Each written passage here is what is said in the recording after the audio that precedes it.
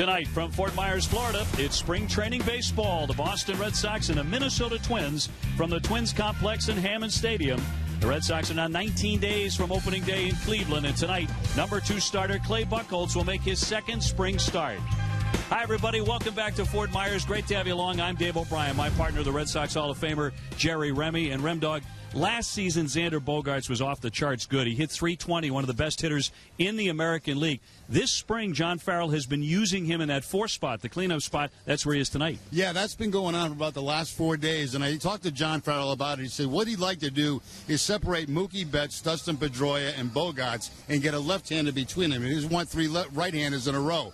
So David Ortiz will be hitting third, then followed by Bogaerts. Now, it is experimenting with him. When you look at the guys, the cleanup hitters around the league, we're going to see Sano on the other side tonight, who's strictly a power hitter. Well, Xander's not that yet. But he's a guy that makes great contact with men on base, and that's what the Red Sox are looking for. Break up the right-handers at the top of the lineup. When men get in scoring position, Xander can drive them in. Mookie Betts is here tonight. Dustin Pedroia is here tonight. A lot of the Red Sox regulars have made the 10-minute drive from JetBlue here to Hammond Stadium. We'll have those lineups, and the first pitch, it's spring training baseball on NESN.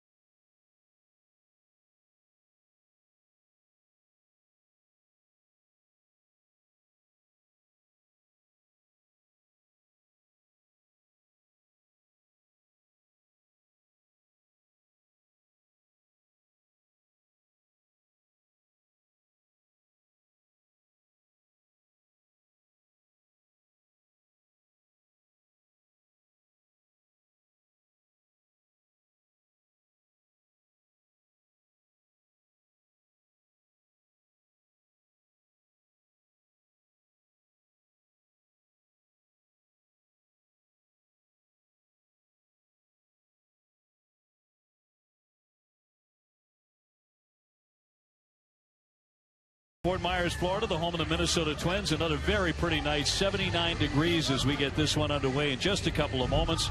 Here's a look at the Red Sox starting lineup. Now, the Sox have dropped 6 in a row in spring training. Mookie Betts will be in right, Dustin Pedroia at second. David Murphy is the DH tonight with Xander Bogaerts at shortstop. Hanley Ramirez at first base. Pablo Sandoval will be at third. It'll be Chris Young in left, Blake Swihart doing the catching, and Jackie Bradley is the center fielder batting ninth up against the right-hander Kyle Gibson. He's a starter, 11-11, 384 last year. He'll be in their rotation. He's a ground ball guy out of Indiana, 6'6", about 215 pounds. He'll be followed by their closer, Glenn Perkins. So a lot of teams choosing to bring in the closer immediately to face the A-list players, and the Red Sox have a lot of those who have made the trip over from JetBlue here tonight. Let's take a look at the defense tonight for the Twins. They'll have Trevor Plouffe at third base, Eduardo Escobar the shortstop, Brian Dozier at second, and Joe Mauer the first baseman.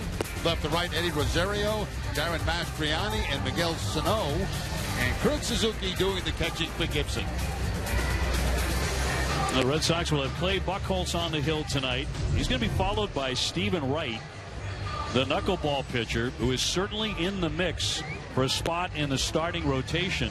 Eduardo Rodriguez over in camp today did throw off a mound for the first time in a couple of weeks, but he wasn't going anywhere near 100% after that knee injury Red Sox feel very good about the knee, but John Farrell will tell you it is unlikely he's going to be ready by the time opening day in Cleveland rolls around. Well, Dave, you think about all the work he's got to do between now and then. I mean, it's to get back on the mound, first of all, build up your pitch count, face live hitters, simulated game, a lot of different things he's got to go through. So I doubt very much that Rodriguez will be ready for opening day. Well, Mookie Betts will. After hitting .291 with 18 home runs last year, he takes a strike and we are underway. So far, Mookie hitting .259 with 1 home run in the Grapefruit League. Gibson, a guy who really prefers to keep the ball down in that zone, and he misses away. You mentioned this as we came on the air. Sox have actually lost 6 in a row in the Grapefruit League, though little to no stock is put in spring training winning or losing streaks typically. And yesterday was one of those games where David Price worked 4 power innings. Looked very good. He allowed 1 run, struck out 6 Yankees. In a regular season game, he looked like he was on his way to pitching 8 or 9 innings. He looked very, very good in that game last night. And, you know, even though it is spring training. High fly ball, well hit, deep left center. Mastroianni heading back on the track wall, leaping, gone. Mookie Betts touching them all here. And the Red Sox grab a quick 1-0 lead at Hammond Stadium. That's exactly what the Red Sox have not been doing, is getting out in front in games here recently in spring training. And Mookie Betts changed that in a hurry. Picks up his second home run of the spring. Mookie right here jumping on a sinker that did not sink. It stayed up in the zone, and that's where sinker ball pitchers get in trouble when they leave the ball up in the zone like that. And Betts takes it out of the ballpark. That'll send up Dustin Pedroia, who's hitting .263 for the spring. But Mookie has been receiving a lot of national attention in camp. National stories highlighting him as one of the game's next great stars and predicting a spectacular career for Mookie, who's now 23 years old. And power out of that leadoff spot. Hit 18 home runs a season ago. Pedroia with a cut and a miss. Now, Dave, you know, when you talk about Betts, I mean, you're talking about a guy that just about has everything, right? He's got the power, anything middle in, he's got the ability to drive it out of the ballpark. He can track him down in the outfield above, I would say, above average throwing arm, and certainly the speed. So, I mean, he can do just about everything.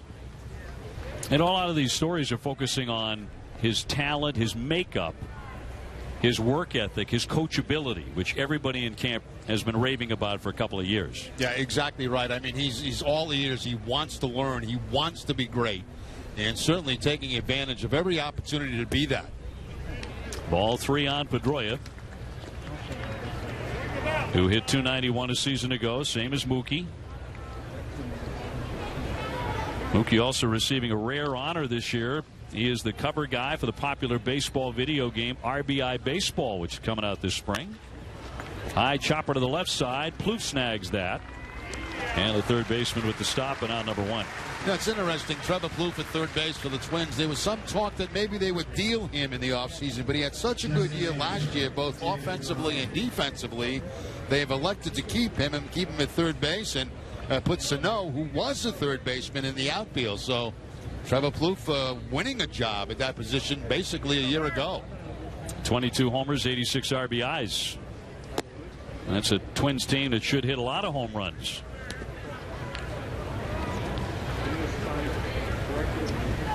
David Murphy, so far at .267 for the spring.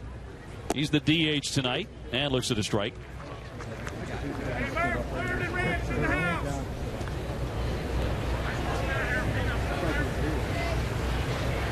Murphy with the Indians and the Angels last year hit .283, and he takes a big cut and a miss. That's a good sinker right there by Gibson. You can see that one really just tailing right out of the strike zone. Started knee high and finished about ankle high. One man out and a run in on the Mookie Betts home run. His second of spring training. Rattle foul. Red Sox got caught in a little bit of traffic on their way over. There was some talk, Dave, and we didn't like this talk at all, this game might start late because the Red Sox were in traffic. And it's only about, what, a four-mile drive from the Red Sox complex over here, but traffic is heavy this time of the day. 4 miles, about an hour. Swing and a pop foul back out of play by Murphy. Xander Bogaerts on deck. Because when they play this close, they play Minnesota, they hit it their home ballpark. They take infield and take their batting practice over at JetBlue and just take the bus over here to play the game. Murphy trying to make the ball club as a backup outfielder. The 1-2 waved at and missed, and down he goes. The tag applied by Suzuki for the strikeout, so they're 2 away. And there's Gibson throwing downhill. Yeah, so far he's done a pretty good job, with the exception of Betts getting the ball down in the zone, and in particular to Murphy in that particular at bat. Like it might have been a slider that time that he throws down and in, and that really becomes a blind spot for a left-handed hitter. That ball that is just off the inside part of the plate. Xander Bogaerts 6 for 20 so far in the Grapefruit League. 2 down. And a breaking ball in there. Man, from May 19th through the end of the regular season last year, the top 2 hitters in the American League by average were Xander Bogaerts hitting .335 and Mookie Betts hitting .315. And that's not just for a couple of months now. You're talking about from mid-May to the end of the season. That's a long run. That was a good reason to give the Red Sox some promise at the end of the season. The way that Betts played, obviously, and the way that Bogaerts played all season long. And now the 2 of them are 23 years old, born within a week of each other in 1992, October of 92. I have shoes older than that.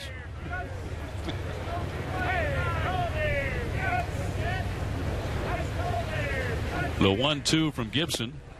Another cut and a miss, and down goes Xander. Strike 3. So a recovery there for Gibson after giving up the home run. But Mookie Betts takes him out of the ballpark right away, launching that. Something the Red Sox are going to love to see throughout the summer on a regular basis. Here in the first inning, Red Sox lead the Twins 1-0. We asked real people if they want.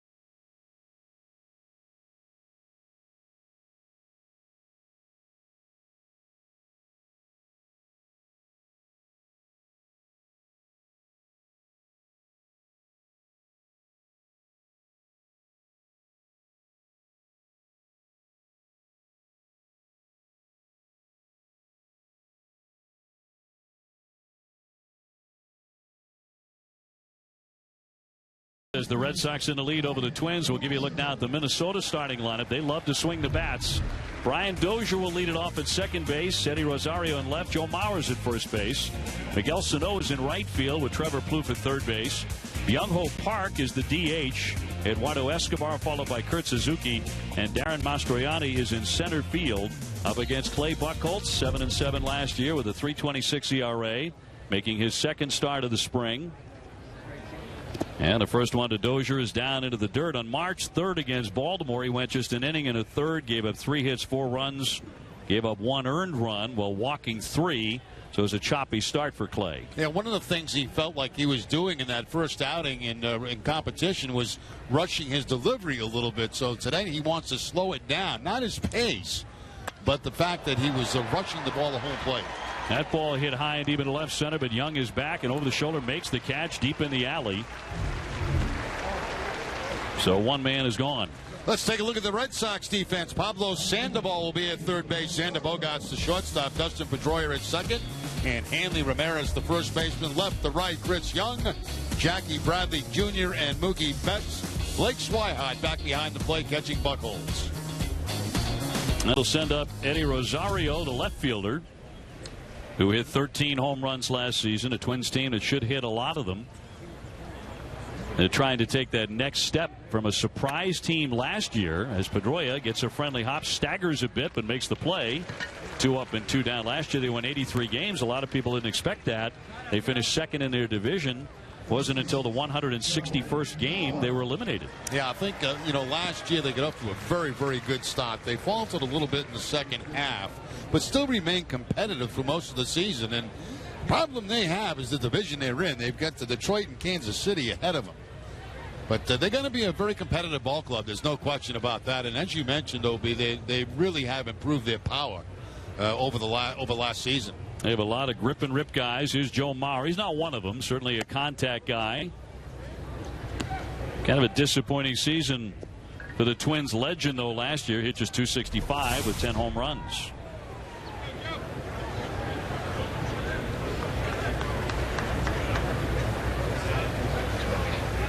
Nobody on base, 2 down.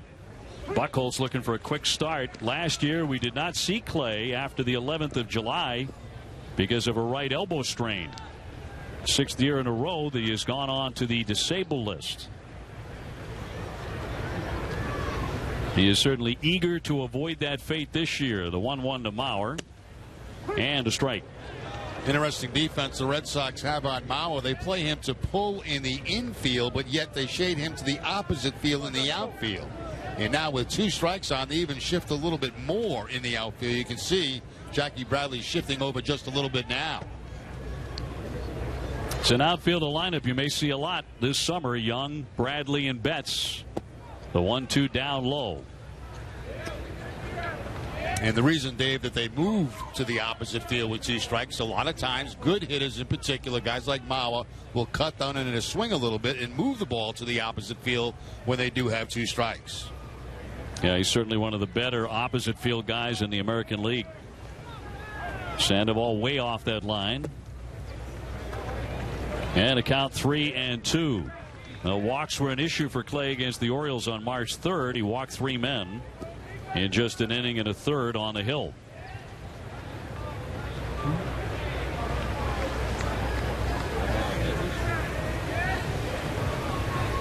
Great big Miguel Sano is on deck. He swings for the fences. The 3-2. And inside for ball 4. He could not get Mauer to bite there, so Joe Mauer's aboard. Obviously, the last thing Buchholz wanted to do, he had a couple of quick outs in the inning. Then you walk Mauer, you get to the big power guy, Sano. Sano having a good spring. He's hitting .353 with 1 home run. He made his major league debut last summer, and he hit 18 home runs in just 279 at bats. He means to do one thing when he digs in. He's trying to hit it 500 feet. And I watched him today during batting practice, and he did that too a couple of times. He can really launch him in batting practice and in the game. He's the cleanup man. Runner at first base. Red Sox in front 1-0 on a home run from Mookie Betts to start the ball game. 1 ball and 1 strike. Clay Buchholz was the opening day starter in Philadelphia last year. He went 7 scoreless innings with 9 strikeouts. So he got off to an excellent start.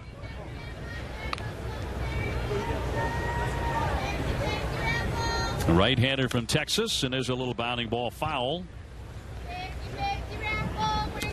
So you look at Clay's career numbers. This is now his 8th full major league season. He is 73-51 with an earned run average under 4, 3.85. So when healthy, when he's able to be on that hill for long stretches, he's been able to deliver.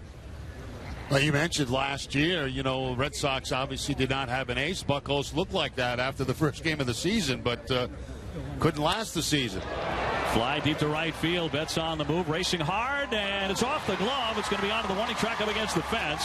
Mauer rounding third. He's going to score. That's going to be 2 bases for Sano. And very quickly, Minnesota ties the ball game here in the first inning. Well, we talked how that walk really hurt Clay Buchholz with 2 outs. He walked to Mauer, a guy that probably is not going to take him out of the ballpark. And then he faces the big power guy. And this ball hit very hard. Now, Betts gets a good jump on it. He does about all he can do as it trickles off the end of his glove. But the 2 out scoring from first base will be Joe Mauer. And that quickly, the game is tied up. So the Red Sox take a quick lead, give it right back. Sano's 17 doubles last year.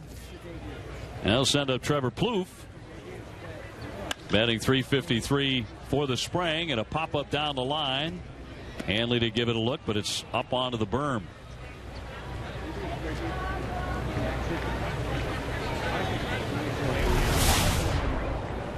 Plouffe, right-hand hitter, has power, a streaky hitter. He's not going to walk very much.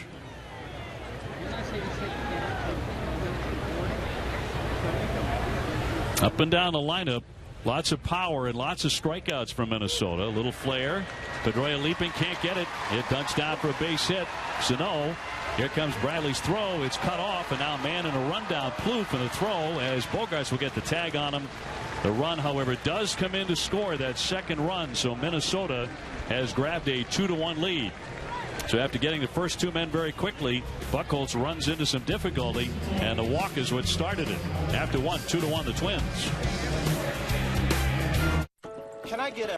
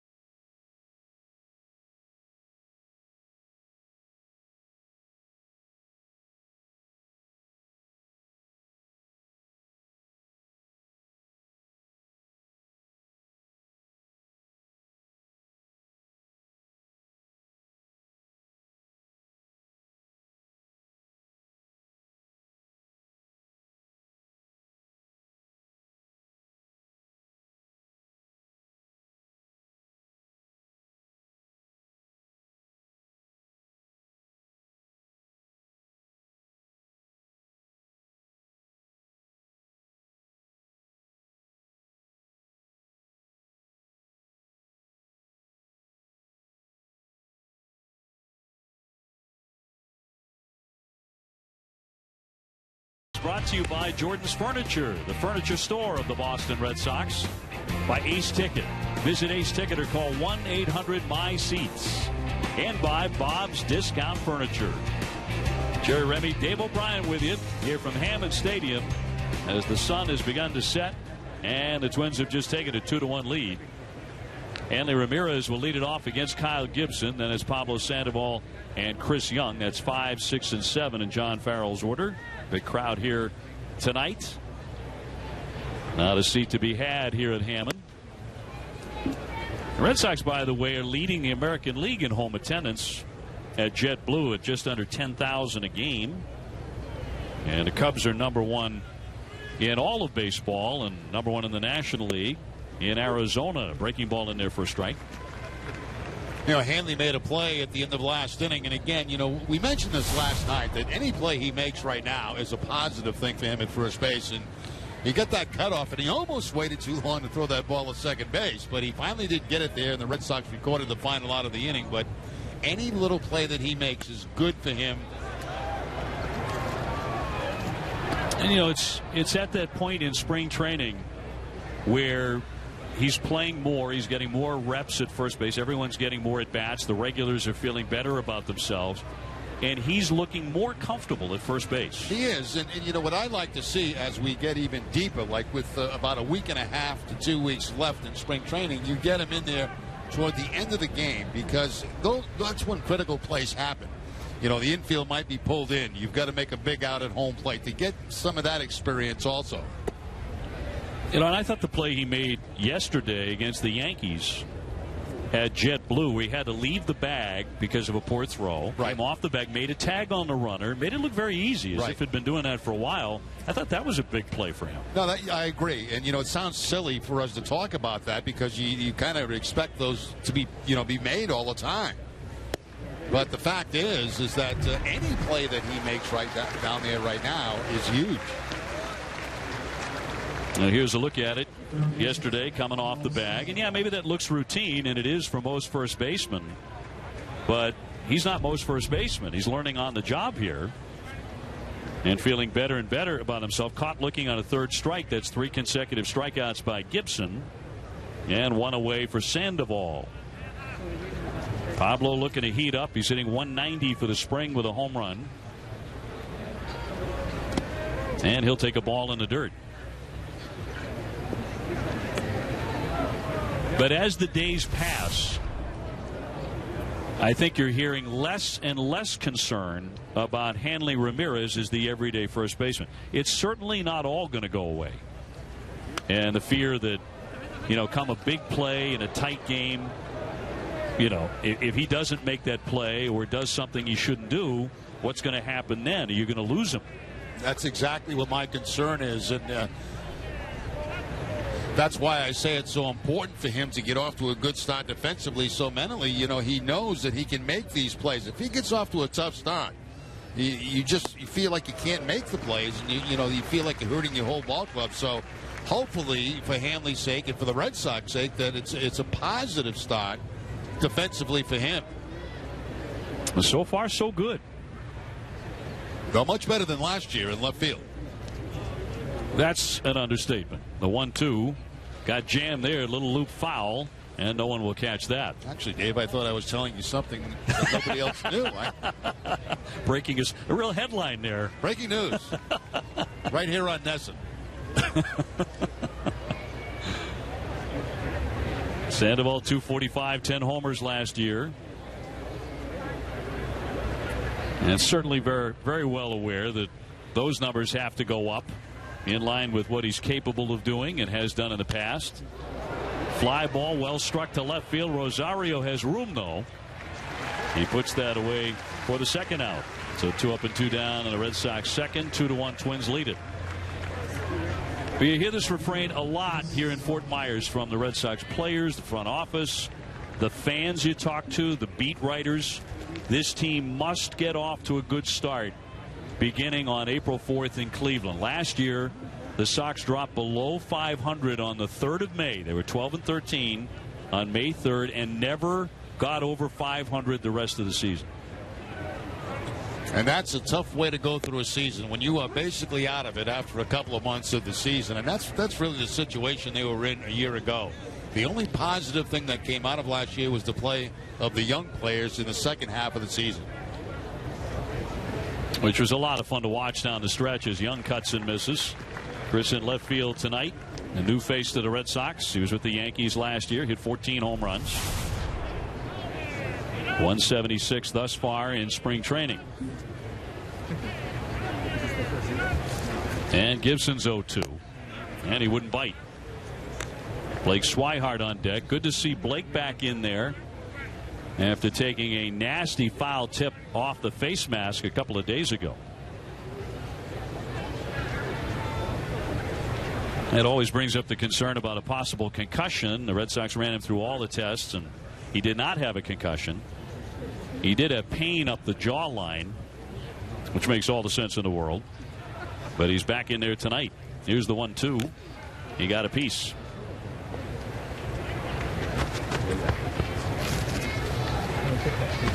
Blake Swihart, that foul tip that really drilled him. That was against Tampa Bay over the weekend, and you can see that mask coming off, and right away he grabs the left side of his face. And it was the jaw that was the problem, actually the right side of the face. And Blake missed a couple of days, but as you're right, Dave, no concussion. And that's in there for strike 3. So Gibson has recovered very quickly after the home run he allowed to Mookie Betts and has struck out 4 Red Sox since that point. Middle of the second inning, 2-1.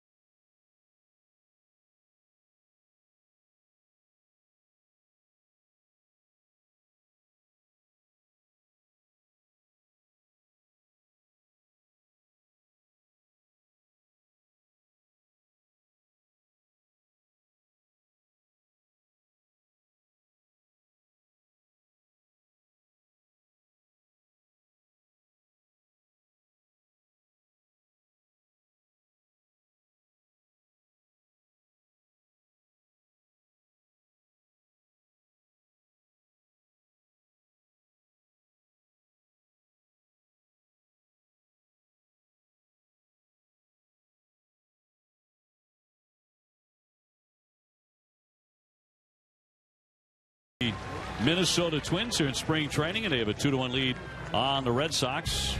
And after the ball game, join us for this. David Price and Blake Swihart, Red Sox All Access, right after the broadcast. And this is terrific behind-the-scenes stuff from spring training. And what guys are talking about when they get around other players and other coaches, when someone like Pedro drops by to drop a little knowledge on you. It's great stuff.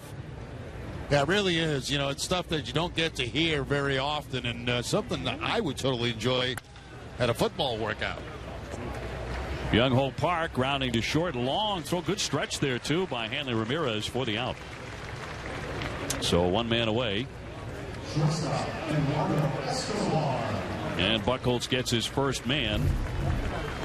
And the expressions on Hanley's face, and when some of these throws really kind of dip and dive the way they do, are priceless.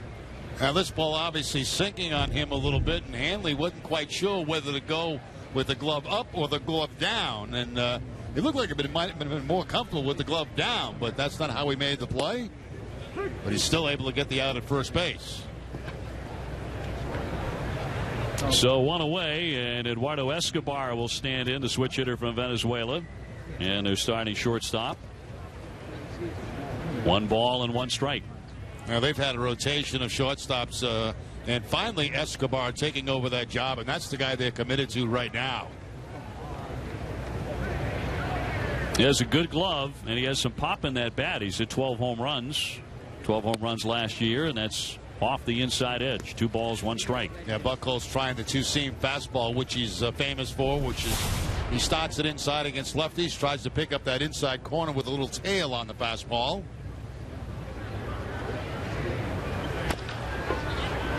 Dustin Pedroia off the hop will throw on to first base. 2 up and 2 down.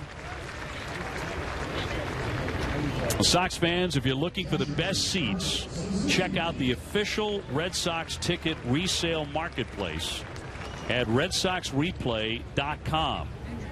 Now, the Red Sox are in charge of that, so you're going to get great options. RedSoxReplay.com. Season ticket holders can sell their tickets when they can't make it to the game, and that's your first and best option right there. Clay Buchholz looking for a bounce-back inning after allowing 2 runs, couple of hits, and walking a man in the first. Here's Kurt Suzuki taking ball 1. Very good contact hitting catcher. Born in Hawaii. Now 32 years old. If you're born in Hawaii, why do you ever leave? In his case, he had to play Major League Baseball. Well, that's a good enough reason. You know, the money's pretty good. Job's pretty good. You only get to play it for a few years, so you might as well take a shot at it. Then he can go back to Hawaii and, enjoy that beautiful island. Can always go back.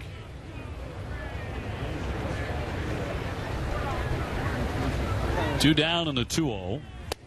The bat goes flying on the swing and a miss right into the netting. Thank goodness for the netting. Yeah, the netting here extends from the both corners of the dugout, and that saved somebody in the stands because that was a missile going out into the stands right there. You can see the on-deck hit of Mastriani having to get out of the way, among others. See the end of that netting where it stops. It's just enough to prevent that one from flying into the stands and injuring anybody. As Suzuki lost the handle. Here's the 2-1.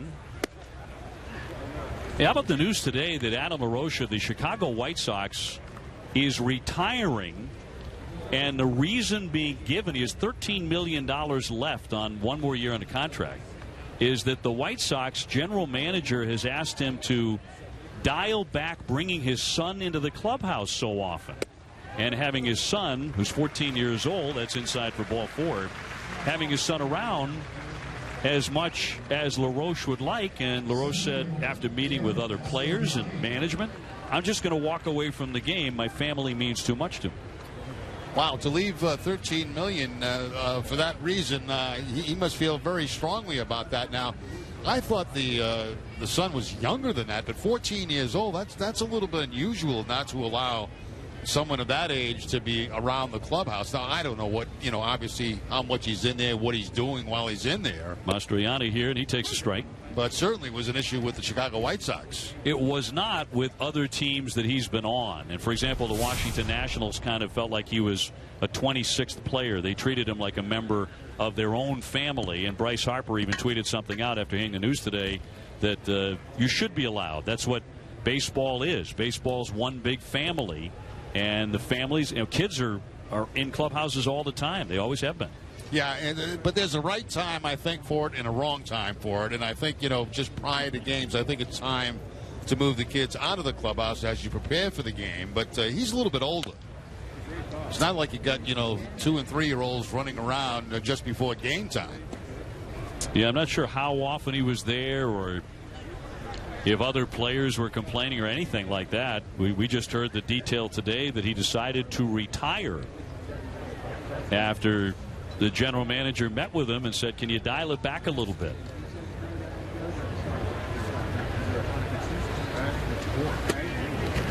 Up top on Mastriani in the spring, he's 6 for 14. Right-hand hitter with some good speed.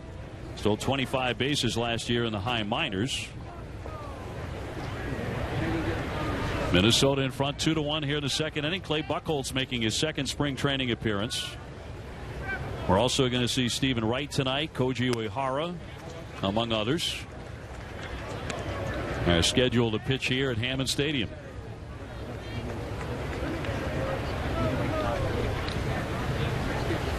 Suzuki on at first base.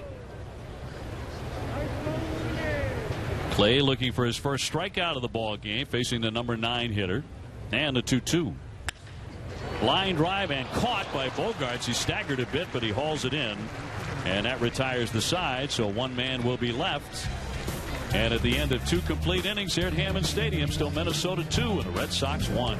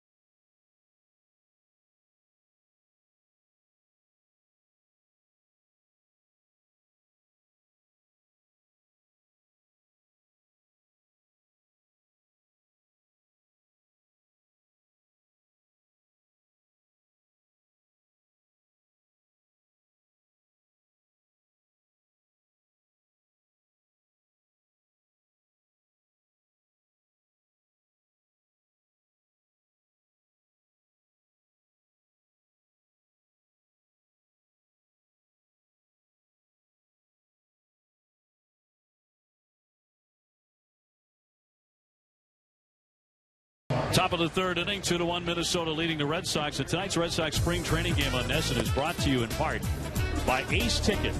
Ace Ticket is Boston's trusted source for Red Sox, Bruins, and Celtics tickets. Visit Ace Ticket or call 1-800-MY-SEATS to treat someone special to a game right now. Dave O'Brien alongside Jerry Remy as we go to the third. Twins up by a run. Blake Swihart back in the lineup after being out for a little bit. After getting drilled on the chin off the face mask the other day, he'll lead it off. And then Jackie Bradley and Mookie Betts. Fly to left center field. Mastroianni along with Rosario, and Rosario there to make the catch on the run. Now the Twins have a very, very good outfield, and certainly Rosario part of that. They have some very strong arms in the outfield. And that was a lot of ground that was covered there by Rosario. One break that he did have, slicing off the bat of the left-handed hitter, brought it back to him just a little bit, but he really had to pick it up to be able to make a catch on that. Even Jackie Bradley Jr. might have admired that one. Jackie 249 last year with 10 home runs. Played in 74 games. And few doubt that if he hits at the major league level, he is a Gold Glove outfielder. We were talking the other day with Jackie about Andrew Jones. Remember the great Atlanta Braves center fielder? Yep. Won all those Gold Gloves in Atlanta. And he was a huge fan. He grew up watching them. And there's an awful lot of Andrew Jones and Jackie Bradley.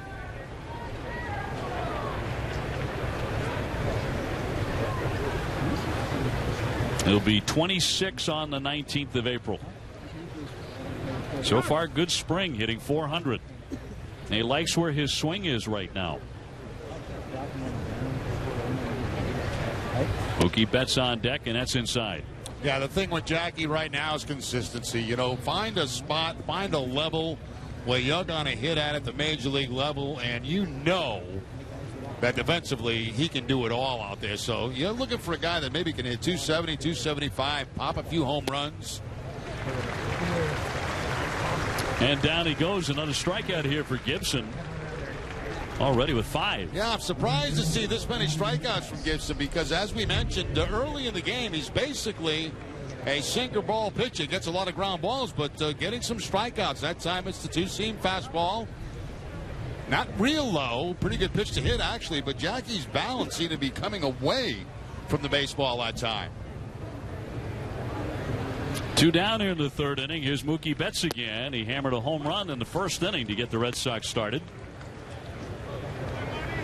I think by now most people are aware what a great bowler Mookie is. And I asked him, how many 300 games are you up to? How many perfect games? He said he's at 7 and counting right now. 7. That'll get it done. Not too many baseball players are bowlers, are there? You don't hear that very often. A lot of golfers. A lot of golfers, yeah. He likes the ring of 300. Swing and a miss. Another spinning strikeout there. And that's 3 consecutive innings for Gibson where he struck out 2 Red Sox. He has it dancing out there. We're in the middle of the third inning. Minnesota on top 2-1.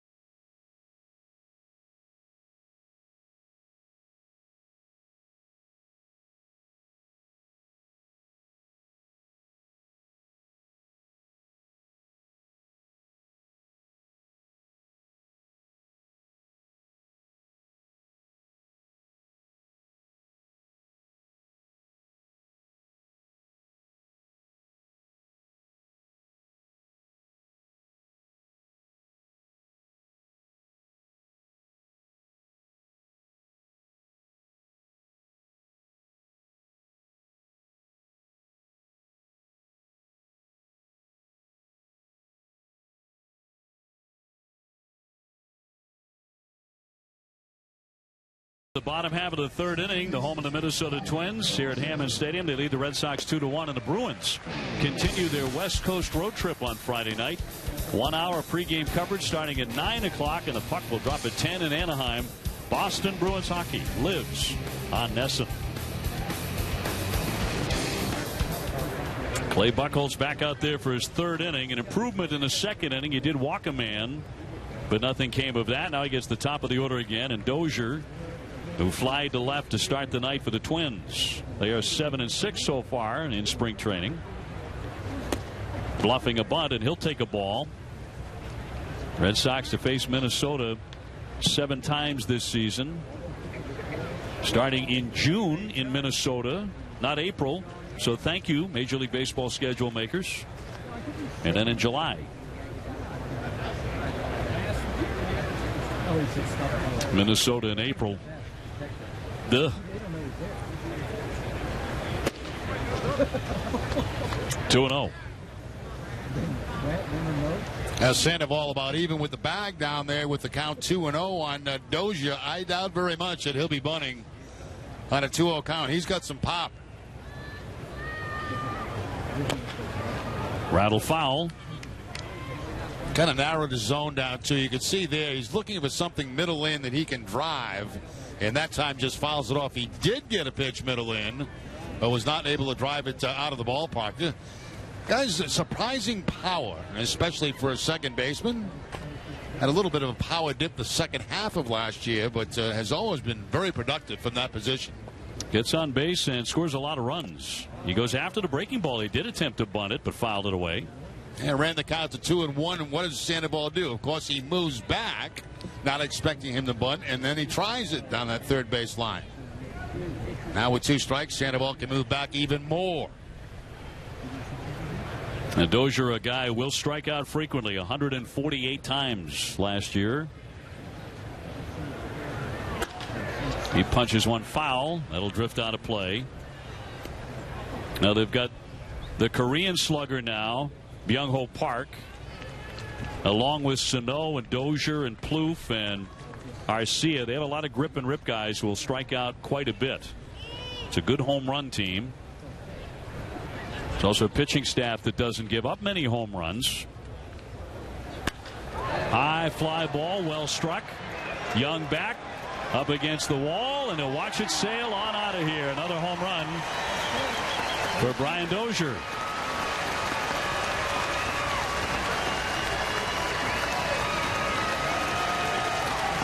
Well, Dave, that's exactly the kind of power we were talking about, and that's 2 strike. That's a 2-strike swing right there. There's no cutting down on his 2-strike swing. He's going for the downs. See the location of the pitch inside, and that's a missed spot right there by Buchholz without question. And that ball was up high, too, about Twins high on the uniform, and takes it out of the ballpark. Well, that's Twins baseball. That's how they're going to score a lot of runs in there for a strike on Rosario. So Dozier touching them all. And that makes it 3-1 Minnesota. That was their third hit of the contest. Behind first, and nice stop there by Hanley. He'll take it to the bag for the out. Right along the line for out number 1.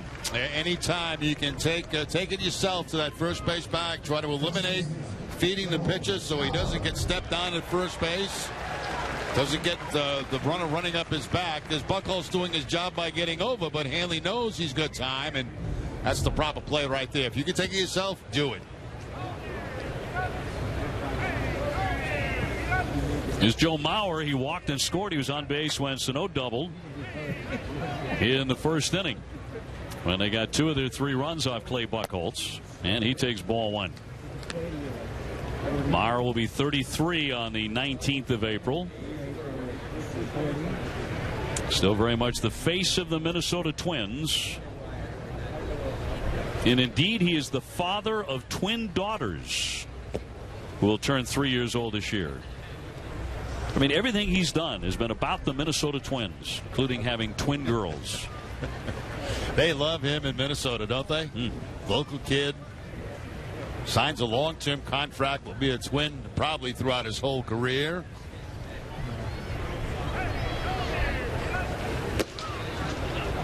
Three and nothing.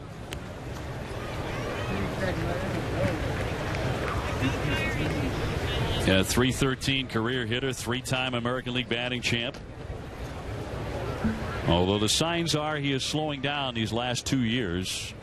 We showed you the .265 batting clip from last year, and he takes another walk here, and it's 3 of them for Clay Buchholz. It's been a real issue for him. Yeah, it really has. In the first 2 innings, he got 2 quick outs, then walked the batter. It did not result in a run in the second. It did in the first, and now we got a situation where he again walks Mauer and gets to Sano, a guy that can drive the ball out of the ballpark.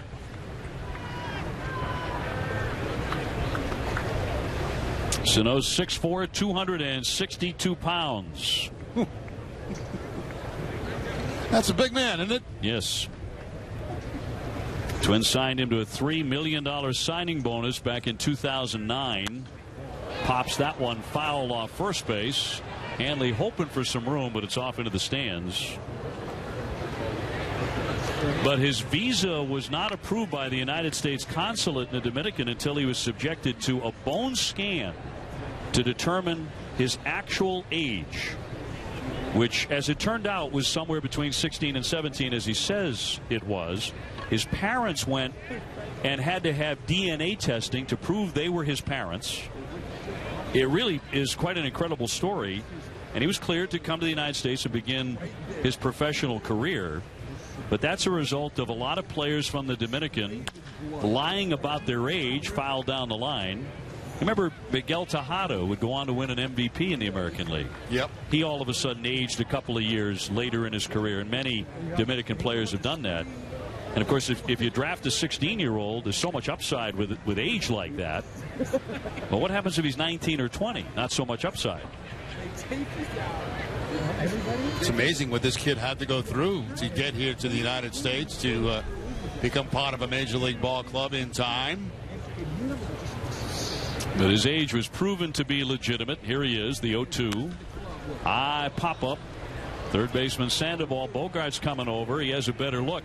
And Xander puts it away. 2 down. Yeah, the shortstop, if he calls you off, you got to get out of the way. He's the take charge guy on that side of the infield. And even though it would probably have been an easy play for Sandoval, Bogart's made the call. Remember, at this time of night, we're at twilight again, and it's very, very difficult to see those pop-ups. And you can see Sandoval surprised that Bogart's came over in his area, his zone, and took the fly ball.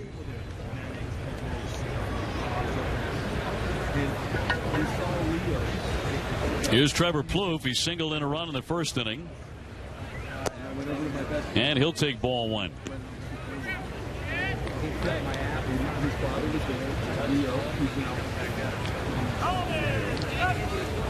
Having a good spring, 7 out of 18. He's driven in 7 runs. Minnesota ahead here 3-1. With Mauer at first base. And that's right through there. Sometimes I question why with Mauer at first base, he doesn't run all that well. Maybe it might be to the benefit of Ramirez to play just behind him a little bit, especially when you got a power guy at the plate. You wouldn't expect Mauer to run. If he does run, you would think it'd be on a delay steal. 2 down. Big hole on that right side. Yeah, I think by putting Hanley just behind the bag, I think that, increases his range just a little bit, and anything that might be hit in that direction.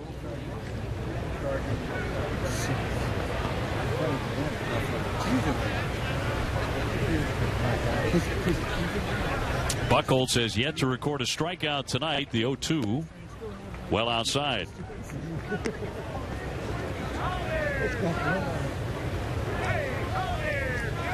Health is a must for Clay this season. As mentioned, when he's been healthy, he's put up some very good seasons.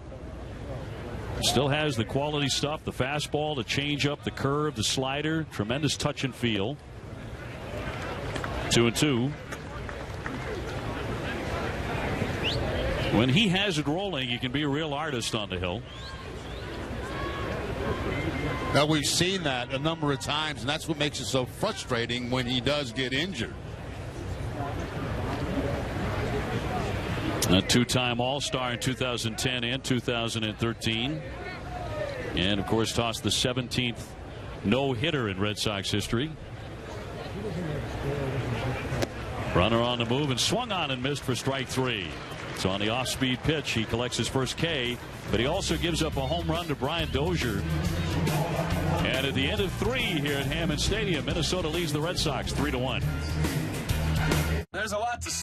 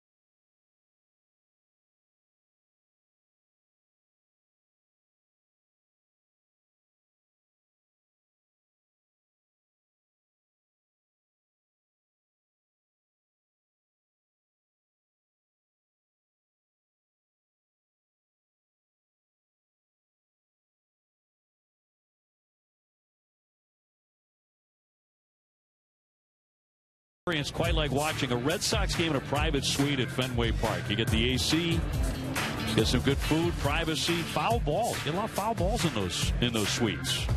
Email premiumsales@redsox.com or call 617-226-6912 to book your private suite today.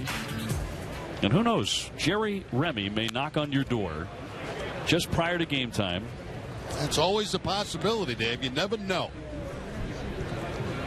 I've made my way around the ballpark a few times. You have. I've seen you do it. I've seen you work the crowd, so to speak, and walk out with a handful of hot dogs, which is well played. Dustin Pedroia 0 for 1. He is grounded to third. He'll be followed by David Murphy and then Xander Bogaerts. David Ortiz not in the lineup tonight. He was against the Yankees last night.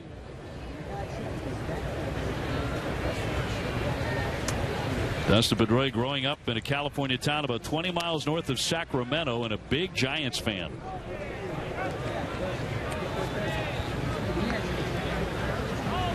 And of course, he would start his run of awards at Arizona State. He won 3 consecutive All Pac-10 First Team awards, Pac-10 Player of the Year. Red Sox would draft him in 2005. He was the Red Sox Minor League Player of the Year. And those were just the below the Major League awards. The 1-2. Little tapper, going to be trouble. Here comes Plouffe to bare hand and no play. It'll be an infield single for Dustin Pedroia. Now, sometimes when you're struggling swinging the bat, it takes a base hit like that to get you going. I mean, you feel good about yourself.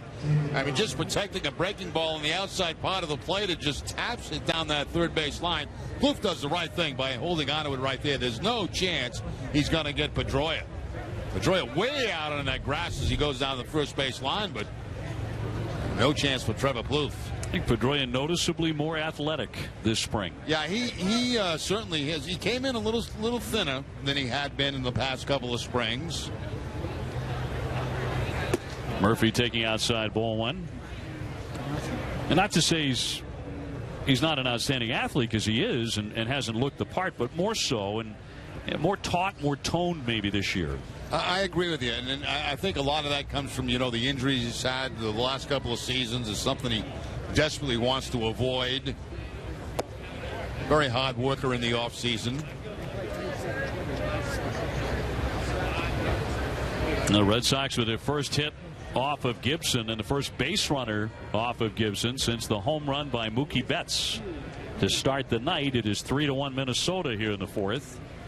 Trying to get something going against the right-hander, one of the Twins' 5 starters this season, and in for a strike on Murphy, who struck out in first. What do you think the future holds for David Murphy? You know, we were talking about that prior to coming on air, and I really don't know. You know, I was quite surprised. I think when you look at Murphy's situation with the Red Sox, he probably looks at the outfield and says, you know, they don't know much about Castillo right now.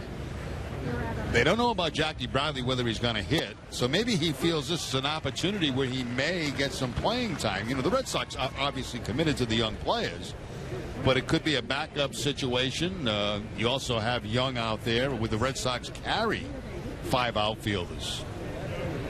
That's a great question. My thought was kind of along the lines of what you're saying. If Castillo does not pan out like this spring, if he doesn't impress to the point where everyone says, okay, he's the everyday left fielder and maybe needs some more seasoning below the big league line, well, then Chris Young slides in there as the everyday left fielder, and Murphy then has a job as a backup. Exactly. And so far, Castillo's looked pretty good. He has looked good. He's swinging the bat very well, and of course, he always does well defensively. 3-2 to count on Murphy. Pedroia getting his lead. Maurer holding him at first base. Nobody out. See if they run Pedroia on the 3-2 count. Down by a couple of runs, but still early in the ball game. He may go. John Farrell, given his druthers, likes to be an aggressive manager. Certainly was in 2013, where he had the guys he could do that with. Pedroia is running. Waved at and missed. He struck him out. Throw down to second. Attack safe. He got underneath it. Murphy struck out at home plate, but it's a stolen base for Dustin Pedroia. Now Pedroia makes a nice slide. The throw from Suzuki is going to be a little bit high and a little bit towards second base. And that's going to be the difference. You see that ball sail high, and Pedroia able to tuck his body underneath the tag. Takes a peek back, see if there's any contact. That's okay on a 3-2 count. And then apparently the sweep tag did not get a piece of Pedroia at second base. So the Sox with a man in scoring position. Bogaerts, who is in the cleanup spot tonight, will try and pick him up. He had 81 RBIs last year. Gibson struck him out in the first inning.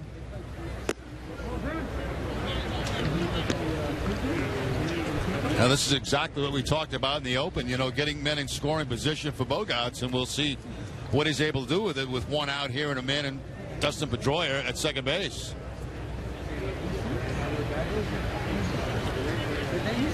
Only one away, and that's inside for ball 2. It's been a steady diet inside tonight to Bogaerts. They got him on an inside pitch to strike him out back in the first inning. Xander only walked 32 times last year. There's a new aggressive plate approach. That's a big change for someone who once said, I love walks. Now he loves hits.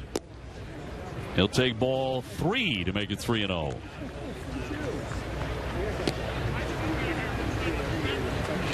Remember in the World Series, everybody raving about his batting eye, the ALCS in the World Series, and their predictions he might walk 100 times. He's proven to be a different kind of hitter, and Chili Davis wants him swinging the bat. But that's inside for ball 4, so he's on here. That was a very careful approach by Kyle Gibson. Yeah, that was interesting. First base open, and Bogaerts at the plate, and very, very careful, as you mentioned, keeping that ball inside on Bogaerts. Almost that hole at bat. There's Chili Davis, the Red Sox hitting coach. Paul Molitor coming out, maybe a max right now for Gibson, and I think that's the case. So out he comes.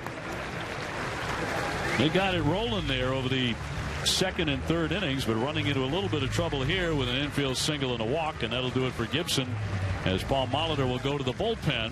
But the Twins on top here in the fourth inning, 3-1.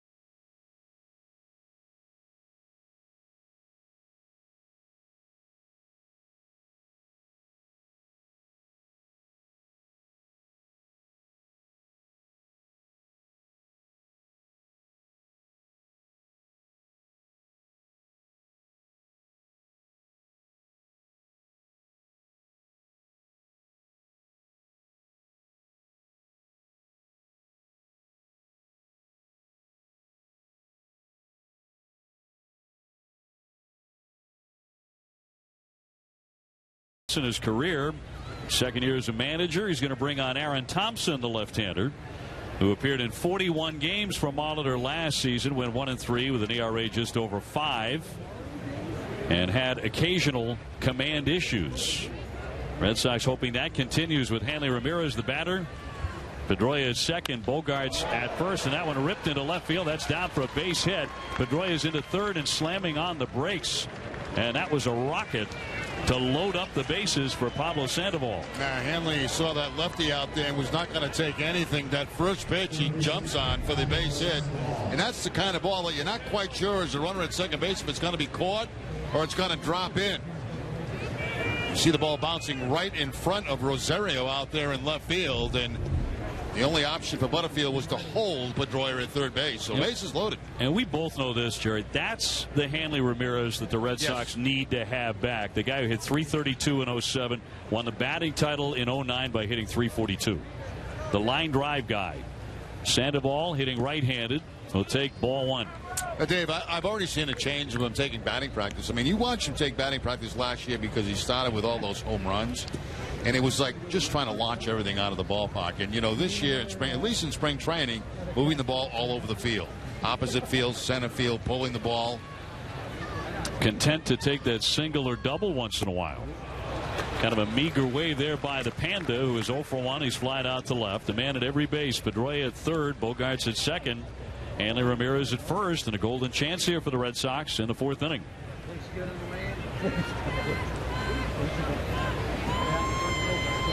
Sandoval 2 days ago slammed a home run at JetBlue. He'd love to repeat that again here. That was hitting lefty. He has returned to being a switch hitter this year. High pop up off third base. Plouffe over near his railing and leaning in, but he can't get it. And Sandoval is delighted he couldn't. That gives him another opportunity now with 2 strikes to try to get some damage done. I mean, perfect time to hit. Bases loaded. The 1 out in an inning, all you want to do is keep the ball off the ground and stay away from the double play. Only 1 out as the Sox trail by 2. Thompson with a 1-2. He buried it into the dirt. It's a nice play by Suzuki back there, as you mentioned. Very durable. Plays in a lot of games. Good block right there. Didn't try to catch the ball. Just keep it in front of him and keep that runner from scoring.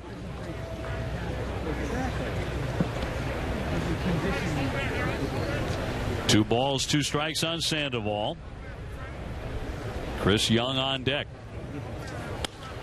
Popped up off first base and twisting foul, and no play from Mauer. Sandoval never afraid to swing that bat from the top of the helmet to the shoelaces. And from the other batter's box, up in the opposite side of him also.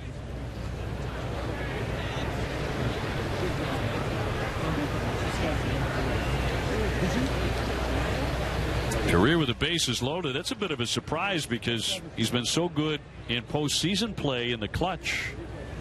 But the bases loaded, just 171. Ground ball to third base. Plouffe up with it to Dozier. That's 1 on to first. They turn to double play. Sandoval hitting into an inning ender, and that kills the rally. 5-4-3.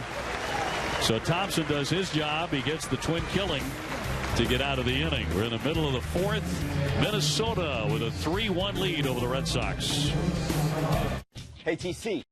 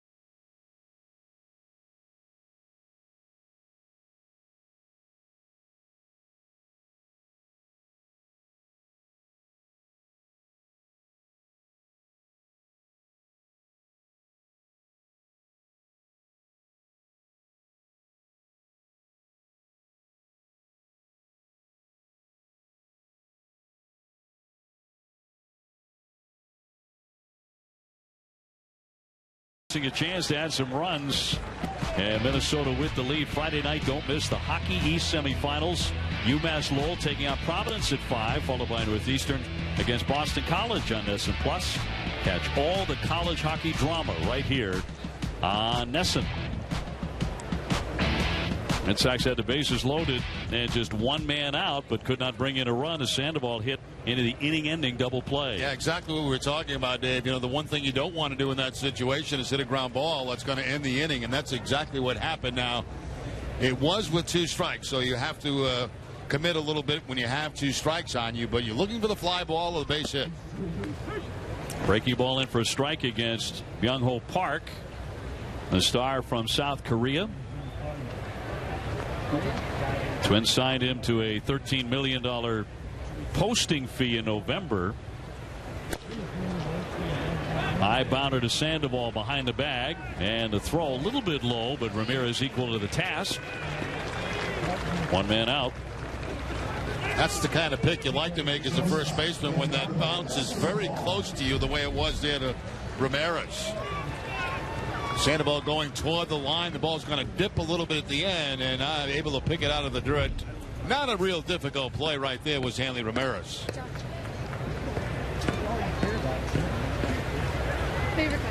Escobar to hit left-handed. He's 0 for 1. Clay Buchholz into his 4th inning. And could really use a quick frame. He has walked 3 men. He's allowed a double and a home run. Certainly a muggy night here in Florida. The temperatures crept up into the 80s today. It was 79 at game time. The weather, frankly, has been spectacular in Florida this spring. It has been. The hottest we've had has probably been the last 3 or 4 days.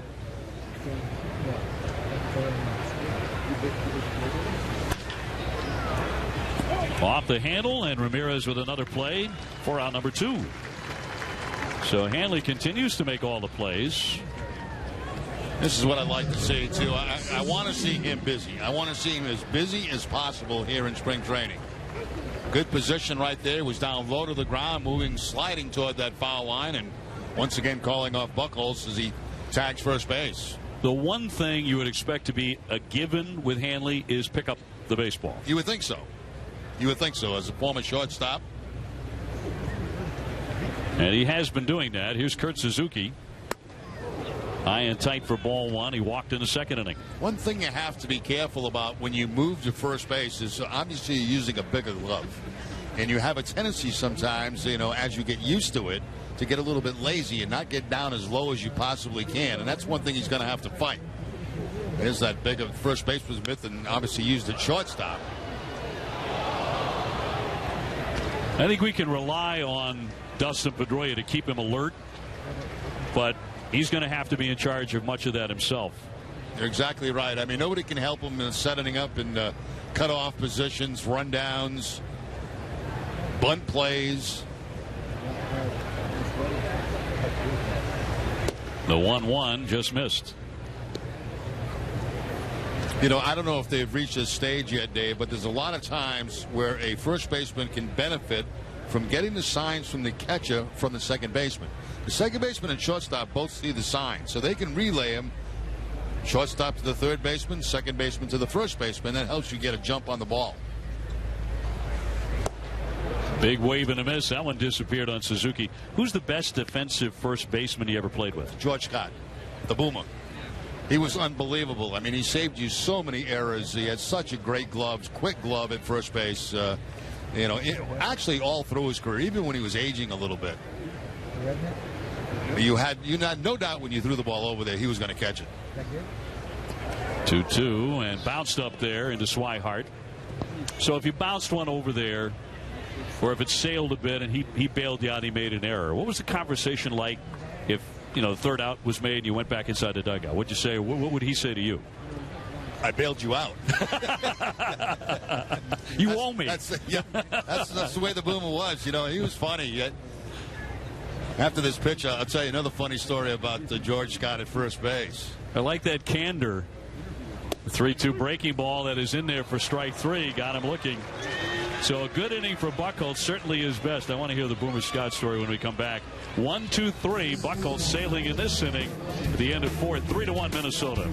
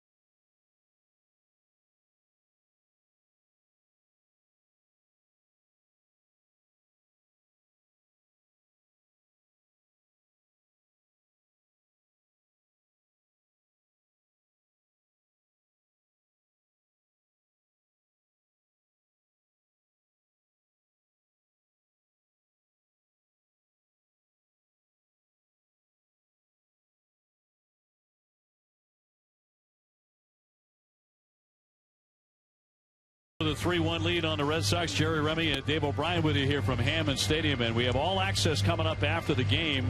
David Price and Blake Swihart. So we'll take you behind the scenes at JetBlue and spring training and all the extra work and just what goes into preparing for a major league season for a big league catcher. That's All Access after we're done. Now the Twins will bring on a new pitcher. Going to be their left-handed closer, Glenn Perkins, who had 32 saves last year. He had 28 of those in the first half, though, and then he had some back and neck issues that kept him to just 4 saves after the All-Star break. So he's just trying to stay healthy in 2016. Chris Young to lead things off here into the 5th and hits a bullet. That's fair down the line. Up against the fence and dug out by Rosario. It'll be 2 bases, a double for Chris Young. Tell me the Boomer Scott story. Well, George, was a fantastic and had a lot of flair at first base. And so anytime there was like a slow roller hit between the first base and second base, he would love the range over and pick that ball and then, feed the pitcher covering first base. And, and then after he'd make a great play and the crowd was going crazy, he would say to me, now, don't be afraid to call me off that. I said, George, you don't want to be called off anything. And he said it every single time, but there was no calling George off that, Right. The Boomer wanted that ground ball. Right. But it was great. I could count on it every single time. Call me off that now. I said, okay, George, I'll call you off. But it didn't matter. He was fun to watch play first base. Oh, he could pick it. Blake Swihart with a high fly to right field. Sano plenty of time. Young to second. He's going to test this arm now as he tags. The throw to third, and he's going to be safe. And a glove came right off the hand of Trevor Plouffe. That's a good at bat by Swihart. It's still a very close game, 3-1 game, and pulling that ball that time, actually going to the opposite field that time and getting that man over. Now, you had a good example there. We talked about the outfield arms for the Minnesota Twins. The Sano just shows you his arm right there, which is pretty impressive. I think Red Sox fans will find out that Chris Young may be in his 30s, but he can run pretty good. Yes, he can. He used to be a base stealer, and he can still run on the bases. That's high and tight for a ball. And Jackie Bradley looking to pick up a run here.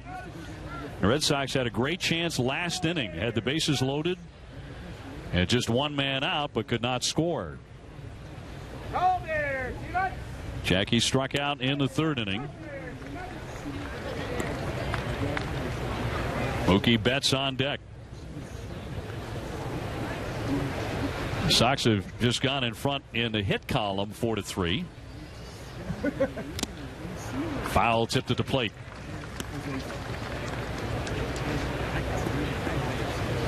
No, the second baseman is backed up. Dozier is right on the outfield grass. You have a runner at third and one down. Fouled back into the net. Yeah, the only place you're not going to score this run is if you hit it back to the pitcher. Any ball on the infield to the first baseman, third baseman, second or short, you're probably going to get that run home from third base. Just got to stay away from the strikeout.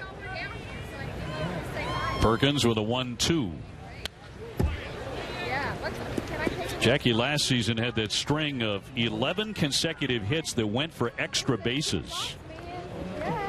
Over 50 years, the only Red Sox hitters to do that had been David Ortiz, who had 12 consecutive extra base hits, and J.D. Drew at 11. That swung on and missed down into the dirt. Suzuki has to throw to get him. That's a strikeout with Young holding. So the Red Sox not helping themselves with runners at third base here tonight. We talk about situational hitting, and Swihart got his part of it done by moving the man over with a fly ball to right field. But Bradley, all he's got to do is make contact in that at bat, and you probably got to run unless it's back to the pitcher. But no contact, a strikeout. Now you got 2 outs. Man still at third base. And it's up to Mookie Betts, who's blasted a home run and struck out tonight, 1 for 2.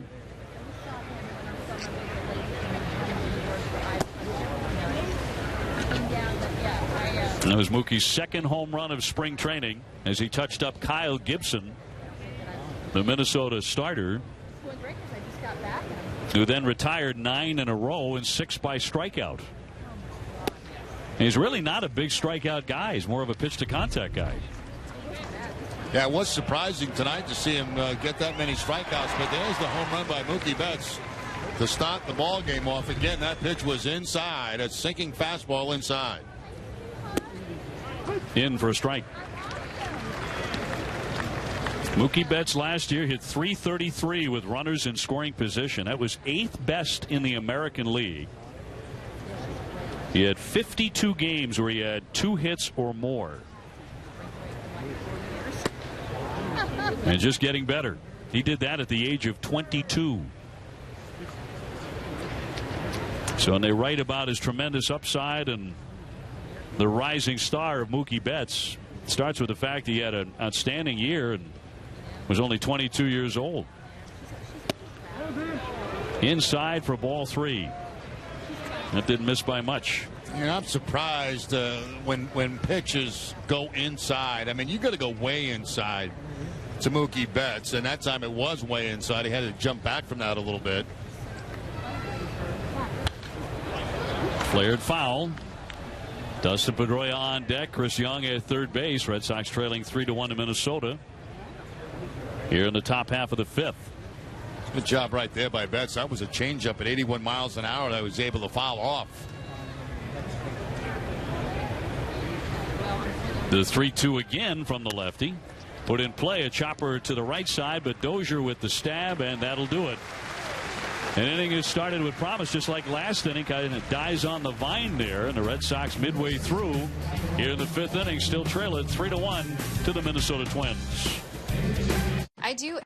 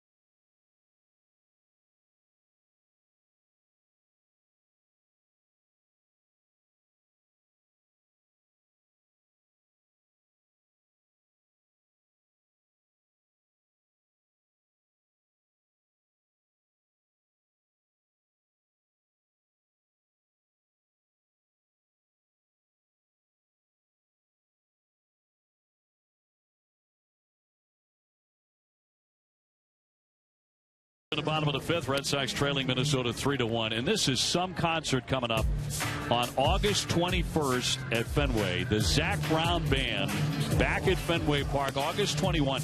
There are tickets remaining for that show, but they are going very, very quickly. He was phenomenal last year. RedSox.com/Zac Brown Band, August the 21st at Fenway Park. Some seats are still available. Get yours right now. It's an incredibly good show. Lobe, we talked about, this being obviously spring training, but there are things you want to see get done. And the Red Sox have not got them done tonight. You had a bases-loaded situation. What did you get? A ground ball, double play to come out of the inning. You had a player advance or run at third base with less than 2 outs. You could not get him in. Those are things that they want to start to see happen here in spring training. I don't care if the game doesn't mean anything. Those at-bats do mean something, and those are things they work on constantly in batting practice. They'd like to see that being taken into a game. Koji Uehara coming on to pitch after Clay Buchholz went the first 4 innings and allowed 3 runs, 3 hits. And with the acquisition of Craig Kimbrel, Koji moves to a setup role this year. Knocked foul by Mastroeni out of play. And I agree with you. I thought one of the failings of the Red Sox, and there were a lot of them early last season in particular, in April, May, and June, was the offense's inability to pick up those guys at third base with less than 2 out. It happened far too frequently. I think the Sox got better at it as the season went along, but by then they were out of the race. Yeah, for the fan at home, I mean, if you stand there behind the batting cage during batting practice, you'll hear Chili Davis yell out situations. Man at third, nobody out.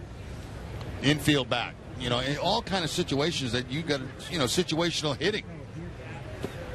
And they actually play games that get so many points, certain points for, a base hit, certain points to move a guy over, certain points for this. And, that's the kind of stuff he wants to see taken into the game. And it hasn't happened, especially tonight. They keep harkening back to the 2013 Red Sox. There's a very unselfish group of guys, and they did that all the time. If you're going to give yourself up by hitting a little ground ball to the right side, get that runner in from third, you do that. It popped up to Xander Bogaerts, and he is there to make the catch. So Koji gets his first man.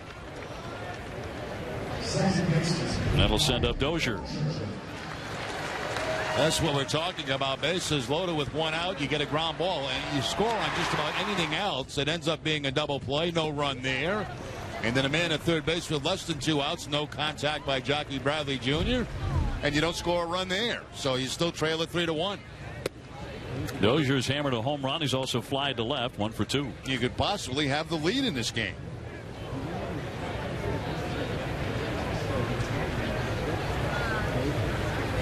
Koji turning 41 the day before opening day. His place in Red Sox history certainly secure regardless of his current job. 2-4 last year with 25 saves as the closer. He only worked 40 1/3 innings. And he did not pitch after an Ian Kinsler line drive fractured his wrist, and that went up the middle for a base hit. So Dozier takes the big turn. He's on with a single, his second hit tonight. And not only does Dozier have power, he has speed also. So I wouldn't be at all surprised with 1 out to see something happen here, whether it be a straight out steal by Dozier or the possibility of a hit and run. But if you got the kind of speed that Dozier has, I think you just forget about the hit and run and try to let him steal a base. Rosario next, 0 for 2 with a couple of ground balls, and Koji would love to dial another one up right now. A 1-out single has Dozier aboard, and that's a ball.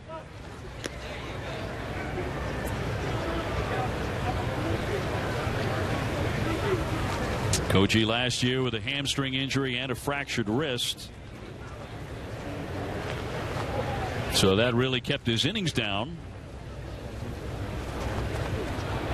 But Craig Kimbrel is the new closer. He certainly looks ready after what we saw last night against the Yankees. Runner goes, swung at a high deep drive to right. Betts back to the track, back to the wall. It's out of here. Second home run of the ball game for the Minnesota Twins. It's a 2-run shot by Rosario, and will now make it 5-1 Minnesota. They did have the runner in motion. Well, they had a play on. There's no question about that. I don't know if it was a straight-out steal, a hit and run, but regardless, the contact made by Rosario, it's almost like it was not a hit and run. He cocks that bat back into his body, then extends and takes it out of the ballpark for the home run. So get the runner moving at first base. The result, a 2-run home run. Mauer looks at a strike. Twins will hit a lot of home runs. With the hitting style of this team, Mauer not necessarily in line with a lot of those guys. Never been a big home run hitter, but has been a great hitter. Quickly 0-2 on Mauer. 5-1 Minnesota. Red Sox trying to end a 6-game losing skid.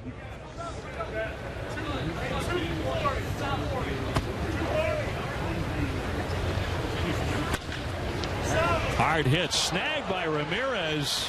Play at first base. Koji gets there in time, but a fine play by Hanley. Sprawling out behind the bag.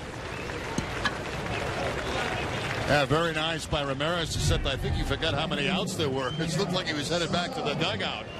Nice diving play as he goes to the line, and this time he does have it to feed it to Koji. And then look at Hanley. Is he going to the dugout, or is he...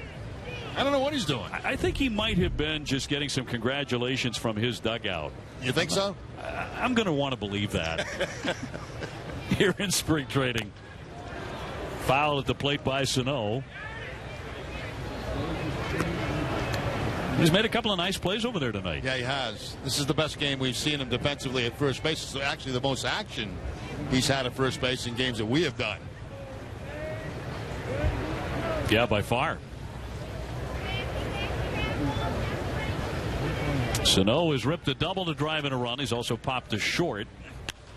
Got fisted there. Popped to right field. Pedroia going out. So is Hanley. And PD can't get to it. It falls in. It drops in for a base hit. Sano content to hold up at first base. Yeah, nobody could get to that. I mean, the speed of Pedroia, the speed of Betts, and there was no chance for Hanley to make that play. It just drops in.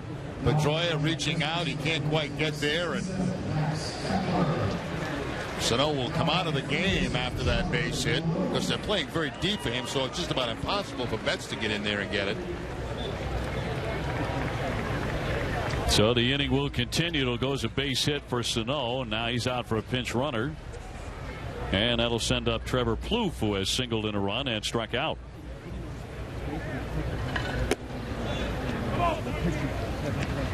Matt Kepler doing the running at first base.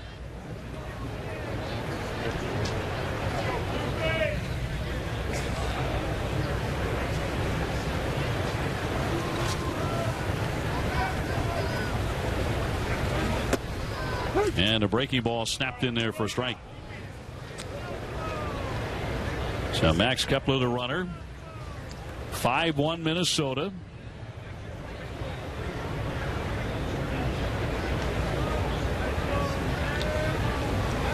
And a 1-1 from Koji. Will miss outside for a ball. It's difficult to envision Koji as a starter given his place in Red Sox bullpen history, but he has made 12 major league starts, and when he was in Japan before he came to the United States, he was one of the best starters in Japan. He won 20 games one year. And that's surprising because he's basically a guy that just has two pitches, the fastball and the split finger fastball. We never see him throw a slider or a curveball. Usually two pitches, usually closes. Quick step there, but fouled back by Plouffe. Now pitching for the Yomiuri Giants in 1999, he won 20 games as a starting pitcher and a regular all-star in Japan.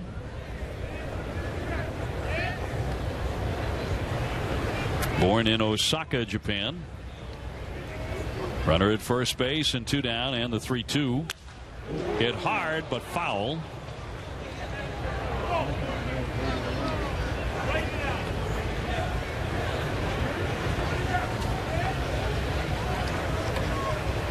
Clay Buchholz went the first 4 innings here tonight.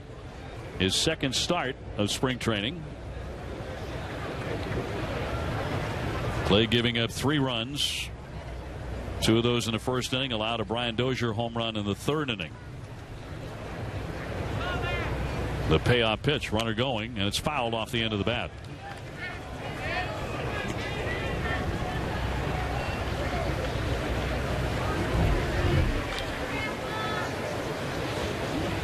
Pitching line on Clay Buchholz tonight. 4 innings, 3 hits, 3 runs.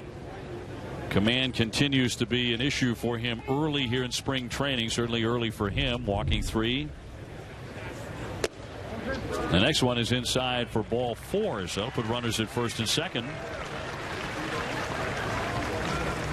Well, this is a great way to see a game at Fenway Park with 20 of your closest friends. You can call 877 Red Sox 9 for group tickets. Senior routing tickets start at only $22. 877 Red Sox 9 for more information. Tickets have been selling very well. As we get closer and closer to opening day, 19 days away from the opener in Cleveland. And Jerry is promising it's going to be 68 and sunny. Let's hope so, Dave. Young Ho Park knocks a foul out of play. What we don't need is one of the years that I had where we got snowed out of the first series of the year in Chicago, returned to Florida to have spring training for another couple of days before we opened up in Baltimore. And that's always a possibility in Cleveland. It is. One of those lake effect storms. Those are nasty. That's 50-50. 2 down, 2 on. And outside, look at that schedule. The Red Sox opening up on the road. Starting out in Cleveland. Opening day, likely to be David Price against Corey Kluber. A couple of Cy Young winners. Then it'll be on to Toronto in the home opener at Fenway Park on the 11th of April at 2 o'clock against Baltimore.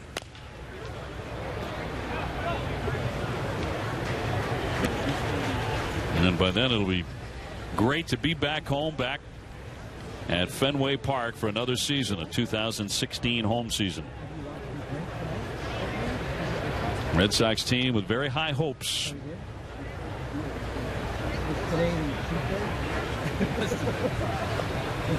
Twins have very high hopes for this hitter. He's a big star in Korea, hitting 53 home runs last year. Byung Ho Park.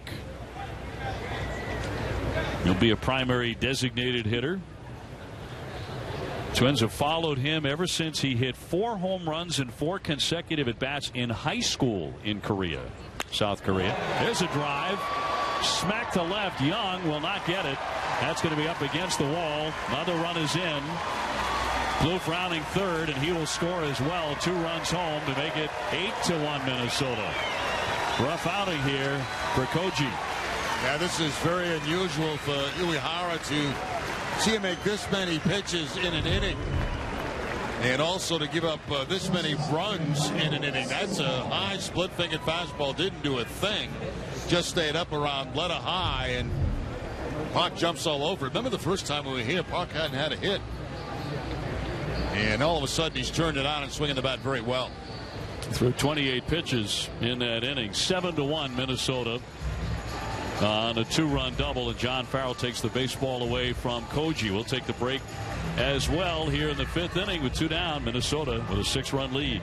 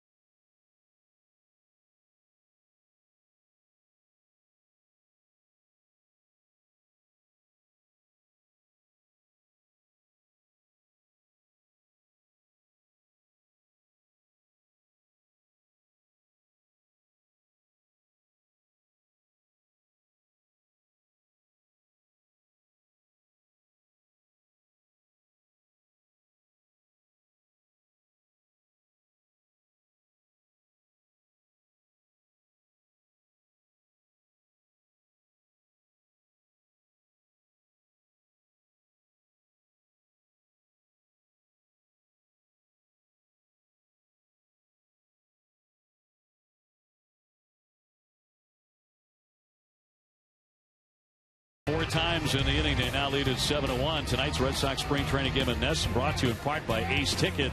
Visit Ace Ticket or call 1-800-BUY-SEATS. Anthony Barbaro will take over now on the mound after a rough performance by Koji. He was acquired a couple of years ago from Atlanta. Red Sox pitched him in 9 games last year at the major league level. He was 0-1 and ERA just over 4. And with 2 down, a runner at second. Escobar the batter, and he takes one high. So not a pretty night for the Red Sox, offensively or on the mound. Escobar 0 for 2. And drilled in there for a strike. You know, things continue the way they are going. This is, you know, even though it's spring training, and it's almost time to call a very brief meeting and let everybody know that, look, we're going to start doing things like we're going to do them in the season. And, you know, this streak is going on, and you've seen some very unproductive things that have happened that shouldn't be happening at this stage of spring training. So I think to get everybody's attention, it may not be a bad idea to close the door and say, you know, fellas, it's time now to start doing the things that we have to do to be successful during the regular season, and let's do them right here. Well, the Red Sox, if they lose this one tonight, will have dropped 7 straight. And granted, spring training games, but they're losses, and you're right, you form habits in spring training. You really do. I mean, let's not get used to this. Let's start doing the little things. You know, we lose a game 3-2, but if we did everything right, if we did all the little things right, that's okay. But the Red Sox had chances to score runs and rocketed down the line. He really jumped on it, but foul.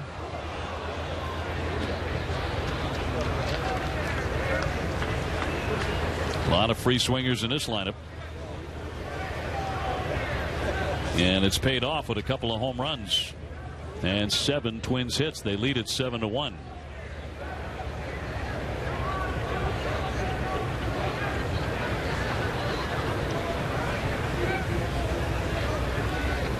Barbaro with a 3-2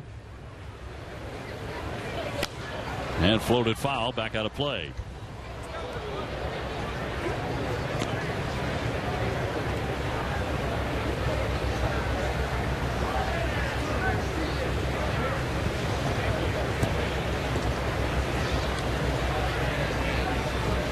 Catcher Suzuki on deck. Byung-Ho Park, who just launched a 2-run double, is at second base as the Twins have really opened up the lead in their home ballpark. The 3-2 again, and got him on the swing and a miss. That finally ends it, but Minnesota scores 4 runs in the inning. They send 8 men up to bat, and they knock Koji around. At the end of 5, 7-1 Minnesota.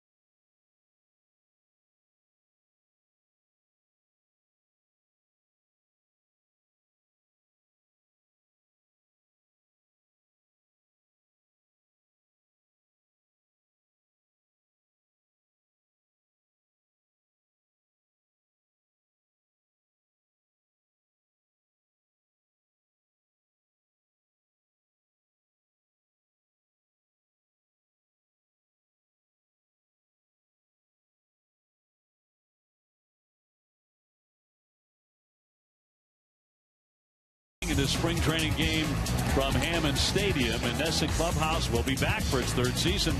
Don't miss the show on Sunday on NESN, 90 minutes before the first pitch. Visit NESNClubhouse.com for cool games and to learn more about the show. Dustin Pedroia about ready to lead off the sixth inning. Red Sox trailing by half a dozen runs here. And Casey Fiend is coming out of the bullpen, the right-hander, who was 4-6 last year, 3.55 ERA. He's one of several changes. Paul Molitor used him a lot. 62 times last year. He's a strikeout guy, and he delivers a strike. Pedroia tonight with an infield single. He's gone 1 for 2 and has stolen a base.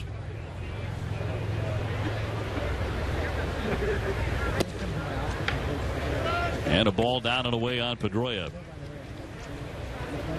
Kepler staying in the game to play right field, so Sano has departed.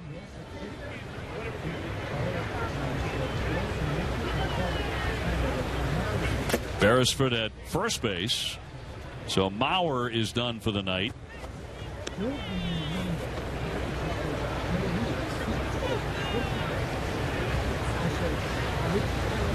Ryan Sweeney is the new left fielder.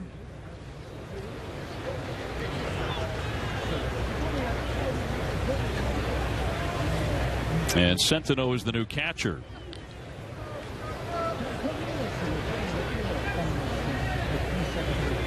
Murphy on deck. 2-2.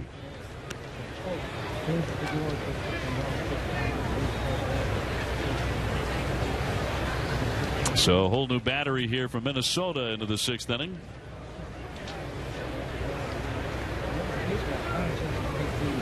The 2-2 is in there for strike three. Caught him looking. Well, the Red Sox have certainly had their share of strikeouts in this ball game tonight going into the sixth inning. As Pedroia the latest, that ball right on the outside part of the plate. And really, as a hitter, all you can do is tip your cap to the pitcher on a pitch like that. Not much you can do with it. Pedroia becomes the 9th man to strike out tonight for the Red Sox against an array of Twins pitchers. David Murphy up now. He's already fanned twice in the first and again in the fourth inning.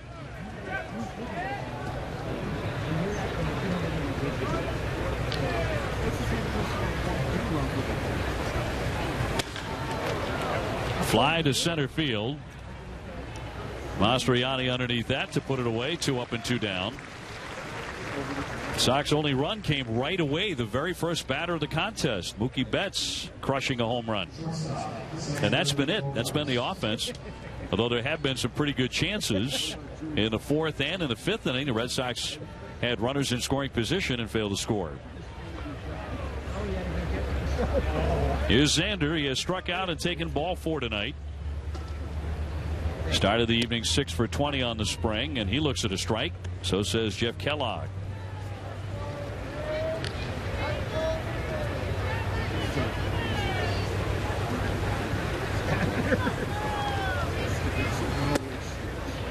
Xander last season, while hitting .320, ranked 3rd in the majors with 57 multi-hit games, and really liked hitting at Fenway. .347 back home as he jumps back out of the way. 2 balls, 1 strike.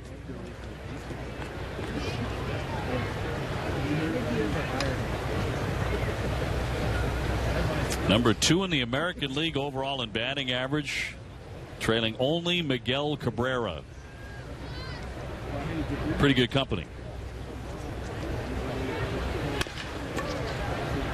Bounded up the middle. Escobar down for that. Off balance throw to get him, and that retires the side. The Red Sox go quietly here in the 6th inning.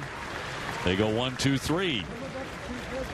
On to the last of the 6th there at Hammond Stadium. 7-1 Minnesota. What truck company do you think offers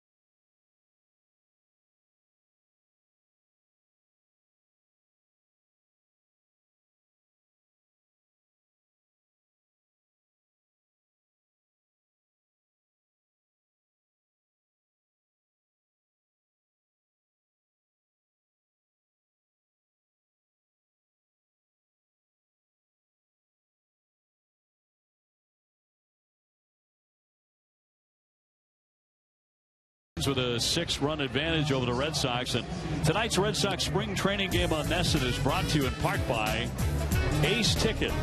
Ace Ticket is Boston's trusted source for Red Sox, Bruins, and Celtics tickets. Visit Ace Ticket or call 1-800-MY-SEATS to treat someone special to a game right now. Red Sox make a number of changes, and every outing is a very important one for Stephen Wright, the knuckleballer.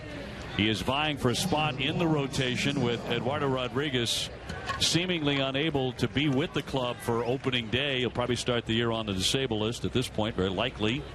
So there is a spot to be won right now for Stephen, the 31-year-old out of Torrance, California. A couple of other changes. Brennan Bosch is the new right fielder. So the night is over for Mookie Betts, who did hit a home run. Josh Rutledge now at second base for Dustin Pedroia.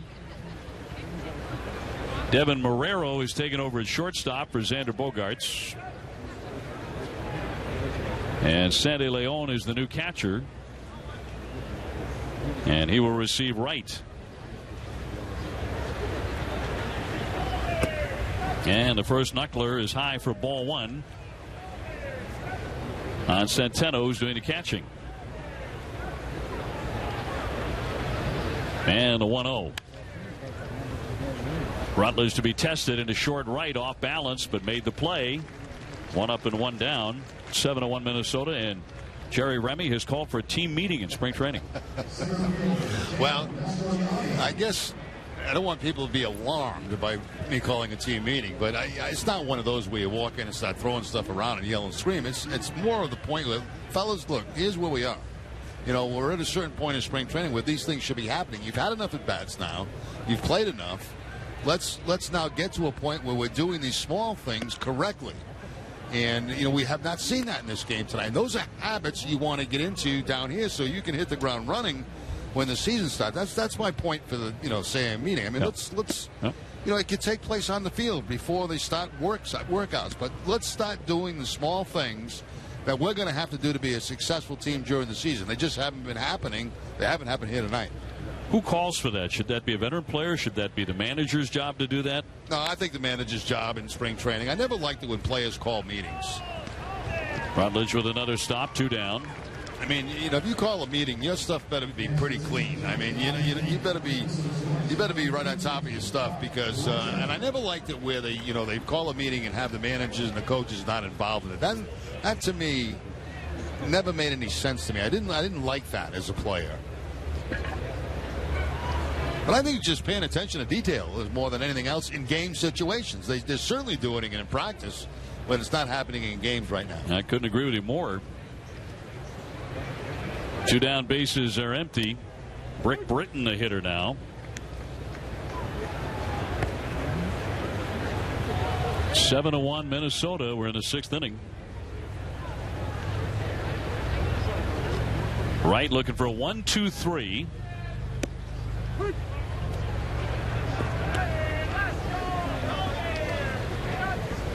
Stephen, a guy who moved around a lot in order to pitch eventually at the major league level. After his freshman year at the University of Hawaii, he went to pitch in Alaska and then on to Cape Cod.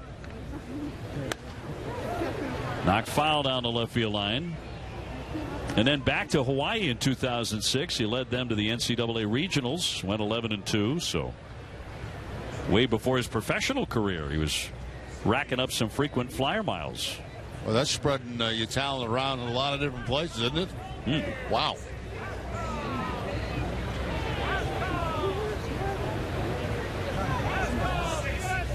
Here's the 0-2 to Britton.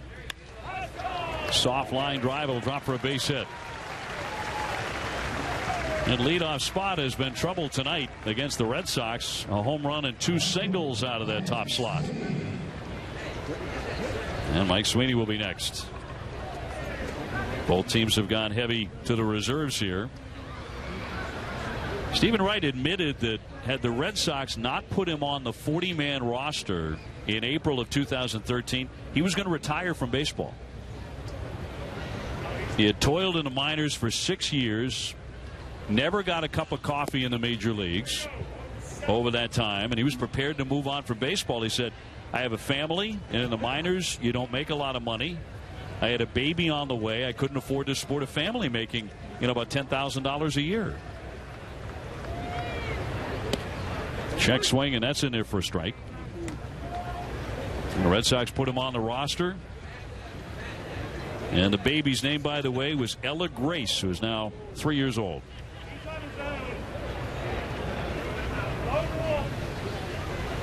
The 1-1 to Sweeney. Big wave and a miss.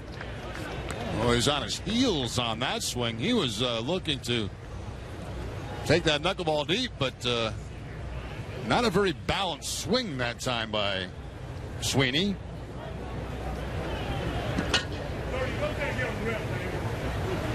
Sweeney, of course, played for the Red Sox for a time. Ground ball to Marrero, and he'll take it to the bag for the out to retire the side. So that's all for the Minnesota Twins. We have wrapped up 6 innings. The Twins certainly with the better of it on top of the Red Sox here, 7-1 at Hammond Stadium. Attention. Are you 65 or older?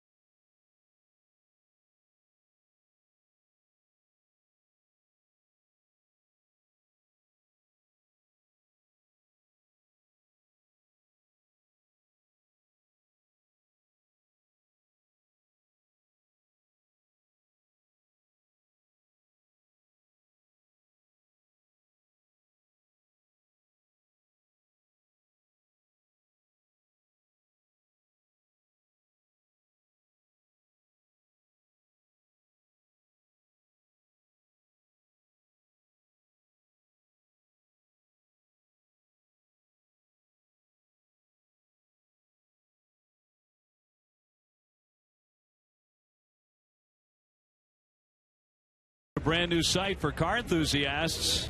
NESN Fuel, your new home for everything automotive, including exclusive driver interviews and a lot more. Visit NESNFuel.com and follow NESN Fuel on Facebook, Twitter, and Instagram today. 7th inning, 7-1 Minnesota. Buddy Bouchers is the new pitcher, the 5'9" left-hander. And Hanley Ramirez to lead things off. He's one of the regulars remaining in the game for the Red Sox. He's gone 1 for 2 with a base hit tonight. Red Sox struck first tonight in a home run in the opening inning by Mookie Betts, but it's been all Twins since then. They got 2 in the first, a run in the third, and 4 more in the 5th inning.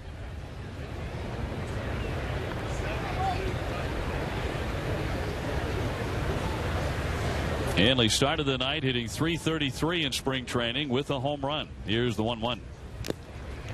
Got a piece of that, flicked it foul.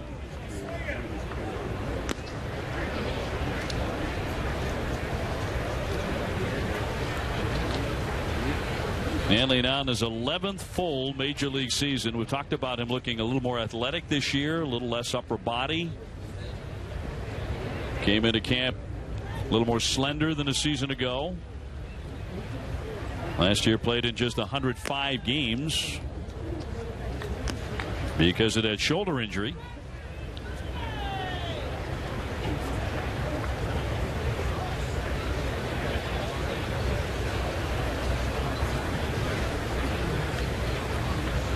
He did get off to a blistering start with a bat last year. He was 2 for 4 on opening day with a grand slam, a home run, and 5 RBIs.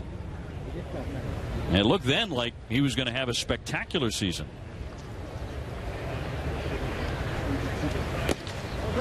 And there was a time early in the season where you were watching him and you said, you know, this guy's got a chance to hit 35, 40 home runs. And then it just kind of shut down after that. And Hanley Ramirez was not the Hanley Ramirez that we've seen in the past, offensively. Sure, 249 batting average. Way down for him, the 3-2 to the shortstop. Tovar in the game and slings it on target for the out.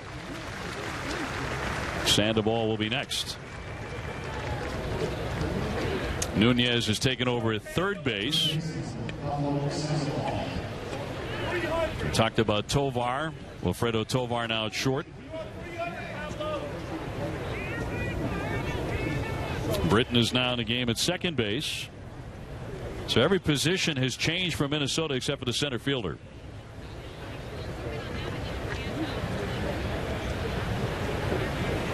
Pablo tonight is 0 for 2. He has flied to left, and he also hit into a bases loaded double play in the 4th inning. So it's been a frustrating night for the Red Sox offensively and pitching wise for sure. A slicer down the line, and that's going to be a fair ball bouncing up against the fence. He wants 2. Here's the throw. It's going to trickle in late. Kepler did not have much on that toss, and it's a double for Pablo Sandoval. Now, one of the things Sandoval is working on right-handed, remember he gave up right-handed hitting last year, was strictly a lefty, is staying back a little longer on pitches, and that's a pretty good example right there. To hit the ball to the opposite field, you have to be able to stay back, and that's exactly what he did, moving that ball to right field for the double with 1 out.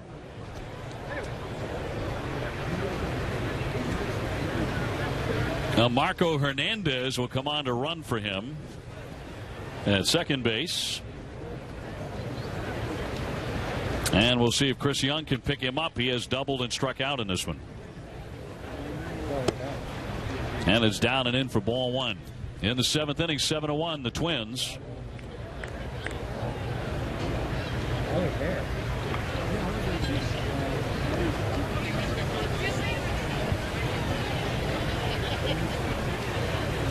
Young with very good power as a pull guy. That's a strike. And known to be a very good clubhouse guy as well. Very popular in any clubhouse he's been in. Look what he did against lefties last year. 327 with 7 homers.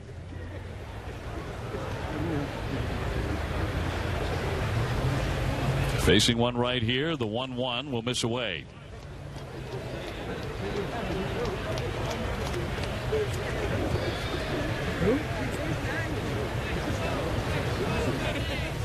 Hernandez at second.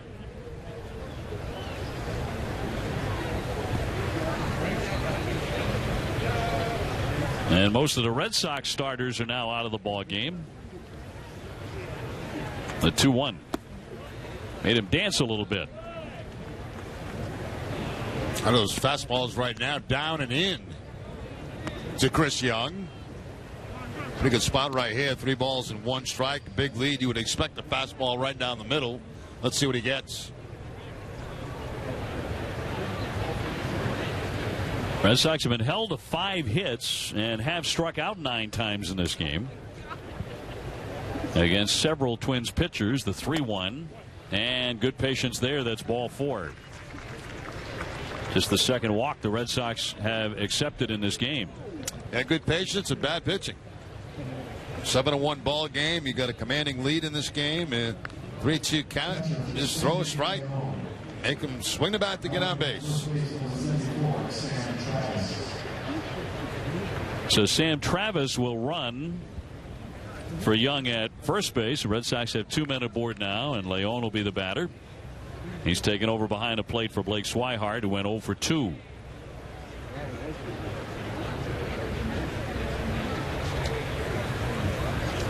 So the bench guys now firmly into this one.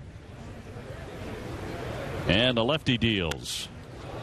Fly foul down the right field line and out of play.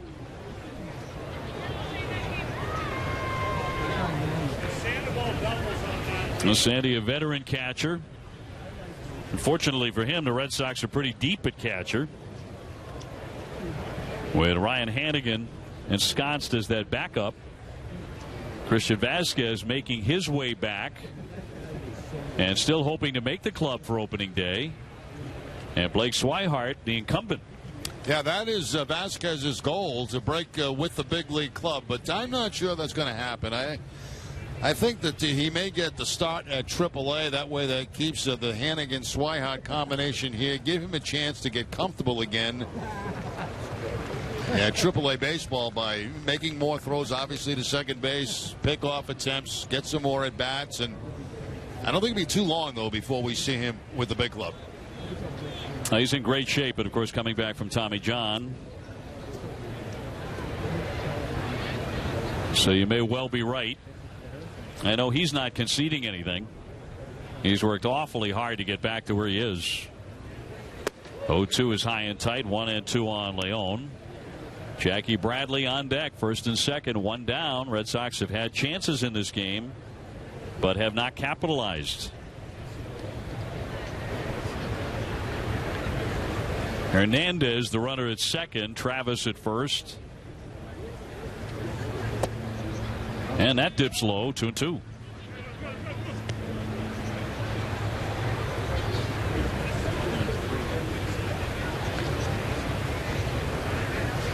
Kyle Gibson, a Twins starter, got the nod tonight. He went 3 1/3. He gave up 1 run. He struck out 7 men.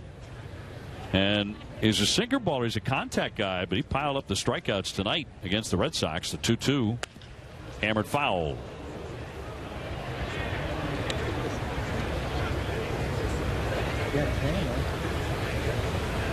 We've also seen their closer, Glenn Perkins. Red Sox had Clay Buchholz on the hill tonight for the first 4 innings. Certainly an uneven performance. He allowed 3 runs. He walked 3. Stephen Wright in the game now. I've also seen Koji have a rough outing out of the pen. 2-2, a liner. Nice scoop there at short by Tovar to second. One on to first. They turn another double play when the Red Sox are threatening to score. It's been that kind of night. Nice play by Tovar, but the Red Sox hit into their second key double play and a scoring opportunity. Now the fans will stretch here at Hammond. It is now 7-1 Minnesota.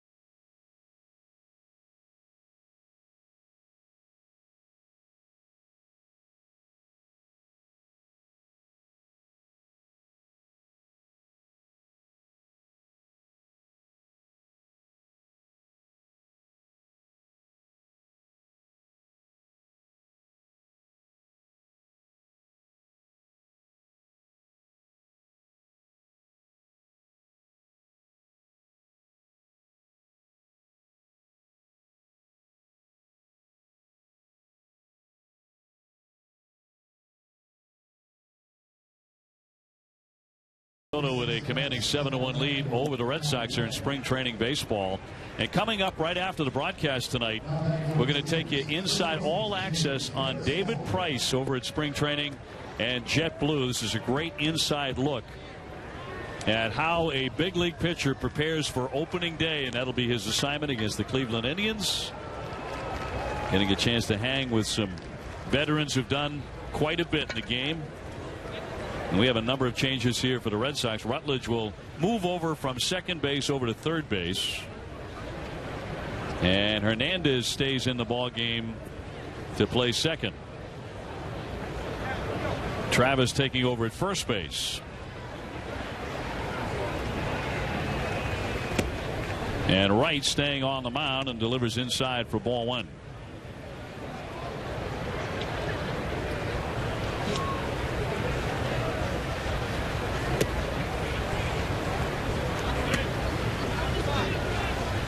Stephen Wright last year getting some opportunities in the Red Sox rotation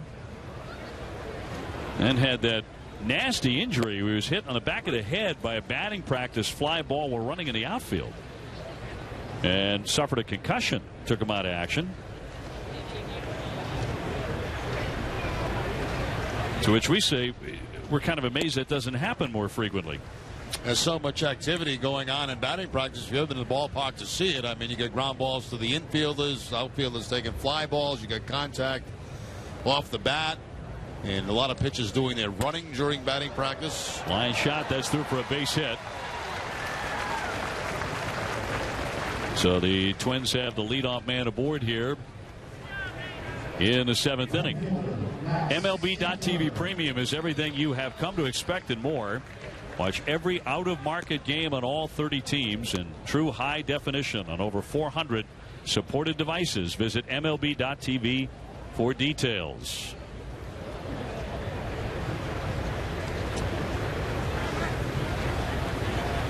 So here's Kepler. He is hitting for the first time in this one. Of course, Wright's a guy, Jerry, who can also pitch out of the bullpen. He was up and down quite a bit last year from AAA, so he's out of options. Yeah, he's got a lot of things in his favor. You know, he can start. He can give you many innings out of the bullpen. He's certainly got a different type of pitch, a knuckleball. And the fact that he is out of options means that there's an excellent chance that he's going to be part of this pitching staff. And he really dazzled the Yankees last year. Certainly in his favor. He had a win in relief in April when he pitched the last 5 innings of that 19-inning marathon for the win. It may still be going on. And in August, he struck out a career-high 9 over 8 terrific innings. Both of those performances were in the Bronx. So the Yankees never figured him out. You can't really practice for it, can you? There's no way to practice for a knuckleball.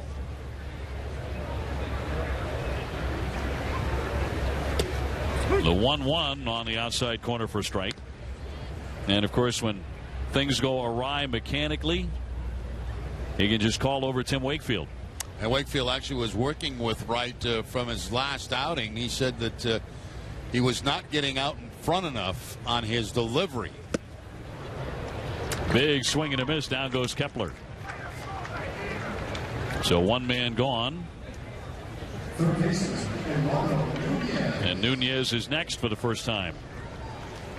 And Wakefield was talking about, you know, when he pitched, he would kind of, after he come to the windup position, he would be forward before he'd release that baseball. And he said last time out, right, he was kind of staying back a little too much and having some problems controlling it.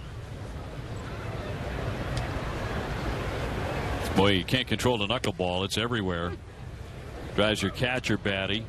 Remember, Bob Uecker said, he was a catcher, said, my philosophy on catching the knuckleball was wait for it to stop rolling and go pick it up.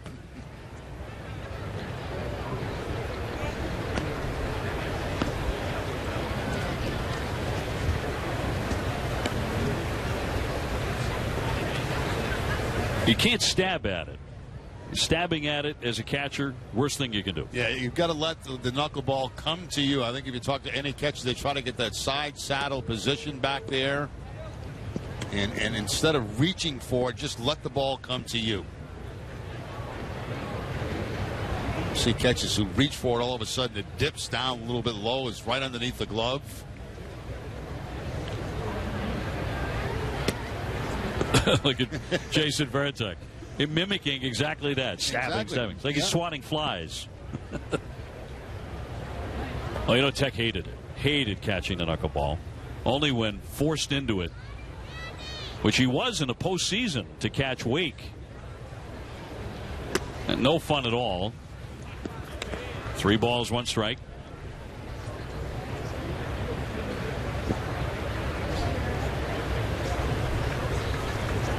The captain on hand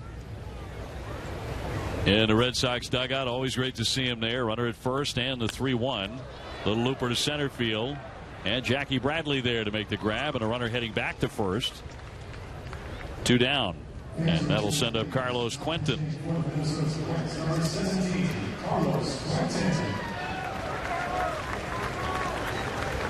Red Sox trailing by 6 runs after a 4-run 5th inning by Minnesota.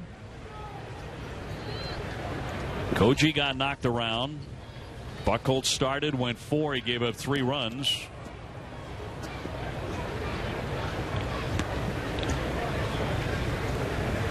So not a lot of good pitching tonight on the Red Sox side. Quentin 176 at AAA last year. Former major leaguer with the White Sox.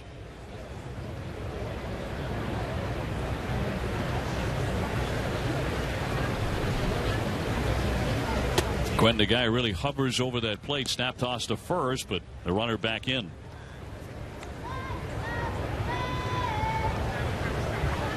Seven runs on 9 hits for Minnesota. 1 run on 5 hits for the Red Sox. Even though the Red Sox had a lead briefly in the first inning on the Mookie Betts homer.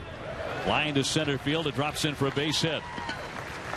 Second hit of the inning off right. First and second for Minnesota. That was a good approach right there by Quentin. He didn't try to muscle the ball out of the ballpark. He looked like he cut down in his swing.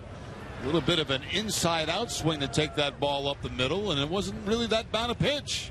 Ball was down in the strike zone, about knee-high, but some very good hitting, I thought, by Quentin. So Minnesota into double figures in hits now at 10.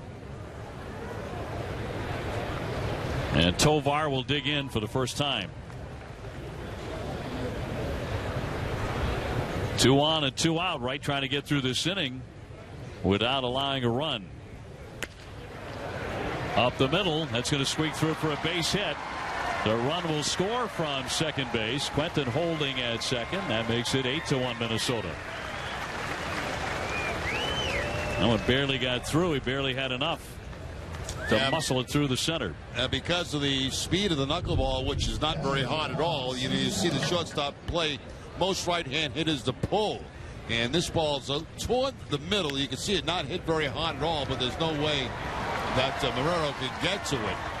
He was shaded over toward third base and just had too far to go. Even a dive would not have been able to knock that down. Third hit in the inning off of Wright. Centeno, the catcher, is 0 for 1.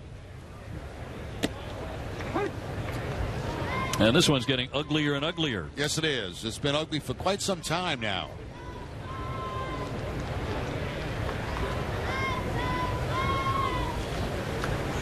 Centeno's had a good spring. He's 7 out of 12. He backs away from a ball, and it's 1-1. Twins figure to be a good ball club and contend again after winning 83 games last year. Many believe they overachieved to get to that point. And as you pointed out, it's a brutally tough division. As that one is foul tipped, they have the World Series champs in their division. Yeah, and the World Series champs are going to be together for a few more years until some of those guys start becoming free agents. And I think you're going to see quite a few of them leave Kansas City. And that might open up the door for somebody like the Minnesota Twins, who have some young players that are very, very talented. Wright's 1-2. Slap to the left side. Third baseman cuts it off. Rutledge on to first base, and off the first baseman's glove. They're going to send the runner home. The throw to the plate, and Quentin slides in there with a hand tag to make it 9-1.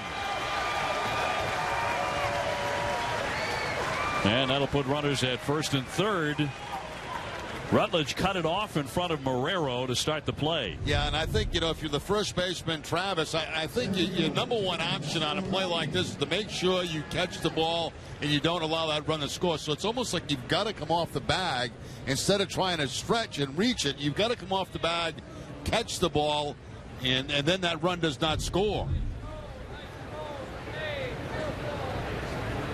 So now an 8-run lead for Minnesota.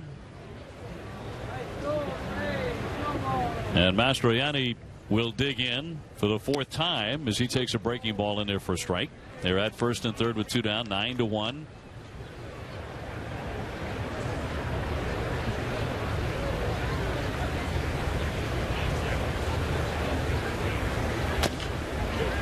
Softly hit. Rutledge reaching, guns and gets him to finally get out of the inning, but the Twins score a couple of more runs and that lead continues to grow and grow. This one cannot end soon enough for the Red Sox tonight. The end of 7, 9-1 Minnesota. Providing local service.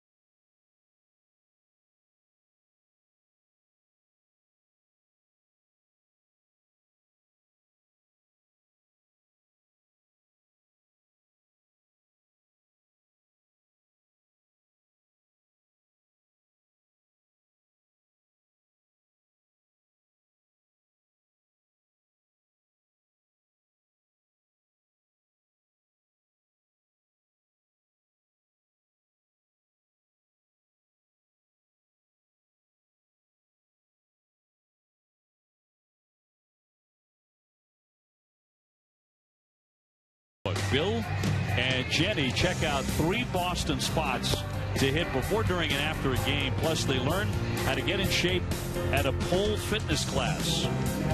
That and more Saturday morning at 9 on Dining Playbook. On to the 8th inning. And this will be Dan Runzler, left-hander, coming out of the bullpen from Minnesota. 6'4". He pitched in major league games for the Giants a little bit before coming to the Twins. And that is inside on Jackie Bradley. Jackie getting it. It did indeed. His 3rd at bat tonight, and a little too close for comfort. He has struck out twice. Especially after striking out twice, Jackie Bradley does not want to get to 2 strikes. 1-1. Good example there. First pitch he sees that is close to the plate. He takes a swing at. No contact that time.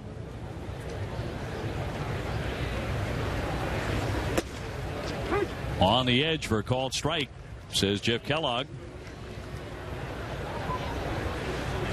9 runs, 12 hits for Minnesota. 1 run on 5 hits and an error for the Red Sox. Jackie .364 for the spring. And he is the only regular, the only starter who remains in the game. There's some talk the Red Sox might get here late tonight. Even though they have a very short drive from JetBlue Park, the traffic can be pretty fierce at about the time the Sox left after taking batting practice at JetBlue and then coming over here to Hammond. Yeah, they actually got here just in time for Buchholz to start loosening up in the bullpen. Liner down the left field line. Sweeney on the move. That's going to be past him. It takes a bounce up against the fence. And Jackie Bradley saunters into second base with a walk-in double. to lead off the 8th. That's what you like to see right there. Lefty against lefty, and Bradley, at Fenway Park, that ball's off the left field wall without question. So you take the ball to the opposite field, shortening up on his swing a little bit, and picks up the double here with nobody out in the top of the 8th inning. That'll send up Brennan Bosch, who's gone to the game as the Sox right fielder. Check, he was 17 doubles last year. And so Lamar will run for him at second base. So now all the starters are out of the contest.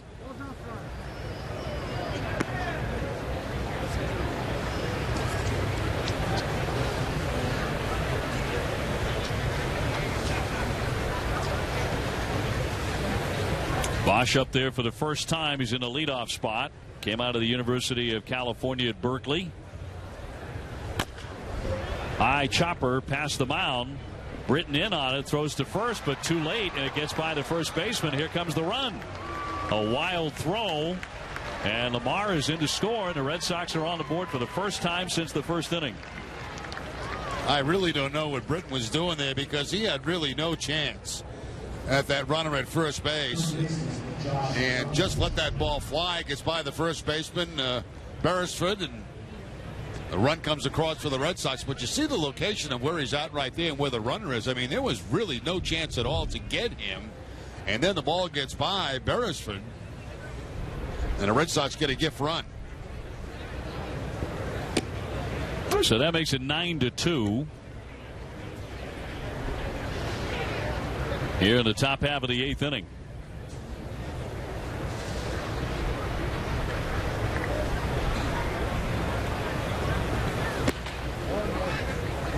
Did he offer? He did not, according to Brian Onora.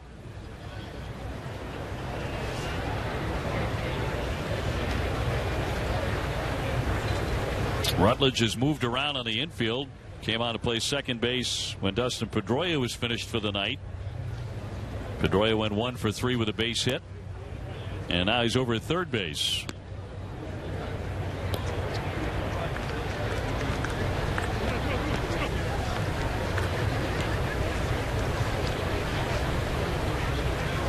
Rutledge acquired from the Angels in the Shane Victorino trade.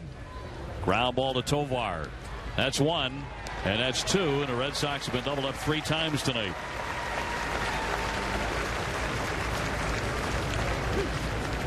Yeah, it seems like every time the Red Sox look like they may get a little something going in an inning, the double play ends it. That's a beautiful feed to the second baseman right there. Just about let it high exactly where he likes it. And Britton able to turn it over with no problem and get that deuce. Ground ball to Tovar. He digs that to his right. And a bounce throw and dug out by Beresford at first base to retire the side. So that'll do it. The Red Sox will settle for the 1. We go to the last half of the 8th inning here at Hammond Stadium. It's 9-2 Minnesota. Friday.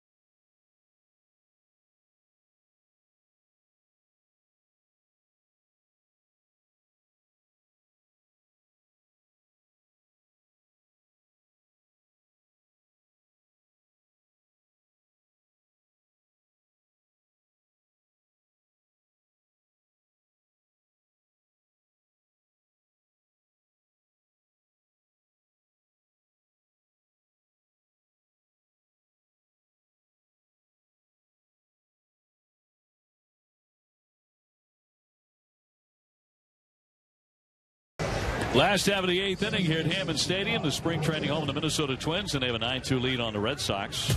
Well, this is Big Papi's final season, and season ticket holders experience the best seats and benefits at Fenway Park. RedSox.com/season tickets, the place to go, or call 877-RED-SOX-9 today. Getting harder and harder to get your head around that it's David Ortiz's final year. Alan Craig will take over in left field.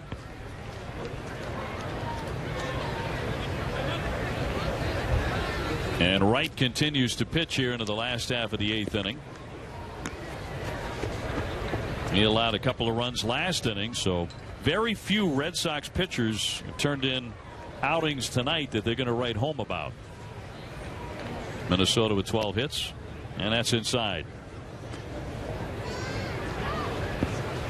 One of those nights, Jerry, where just not a whole lot went right for the Red Sox. No, you look right across the board, offensively some struggles, pitching with some struggles. I think if you look at the one positive thing that has happened tonight has been the play of Hanley Ramirez at first base. He was probably as active tonight as we have seen him at first base in any game that we've had. And he had a lot of action over there and handled every chance. And looked very comfortable doing it. He did. Made a nice diving play to the first base line.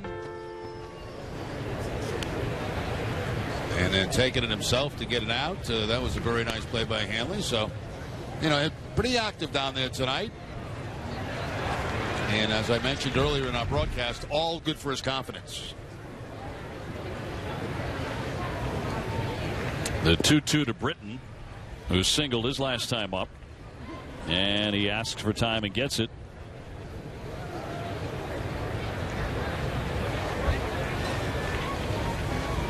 And here it comes. Waved and missed for strike 3. So one man out.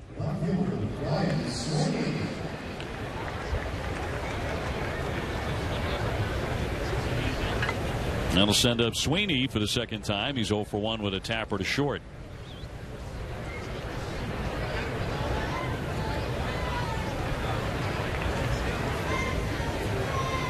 So far, 273 for the spring. He's always been a good contact man.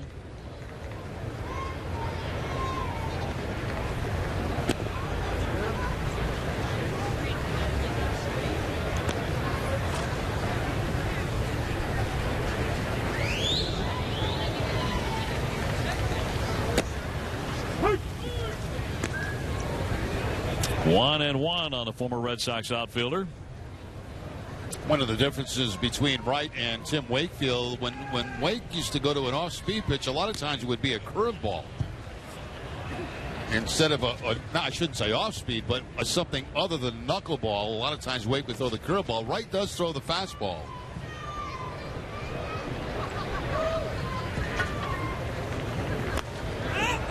Popped him up.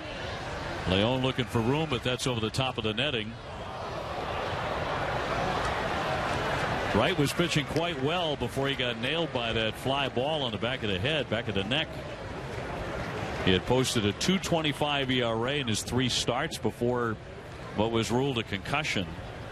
Red Sox are one team very, very careful about concussions. I think everybody is these days, but the Red Sox very proactive under head trainer Brad Pearson.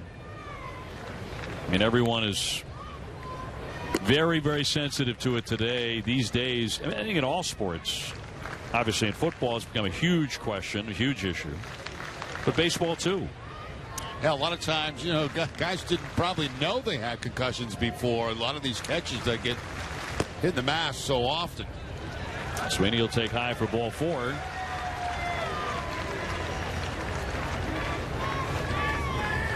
Coming up right after the game, we've talked about it tonight. It's all access here on NESN.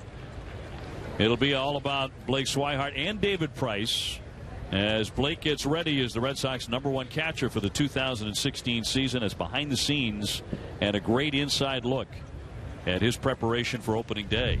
And what you're seeing there is exactly what they do every day before the starting pitcher starts to warm up. The catchers go through drills. out in the bullpen to get themselves ready as far as framing pitches, getting to the inside corner, outside corner, getting in the proper position. They have a little routine they go through along with the starting pitches.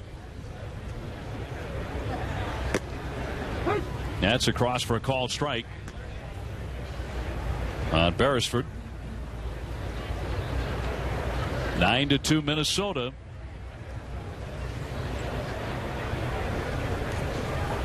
Mookie Betts did crank a home run to begin the ball game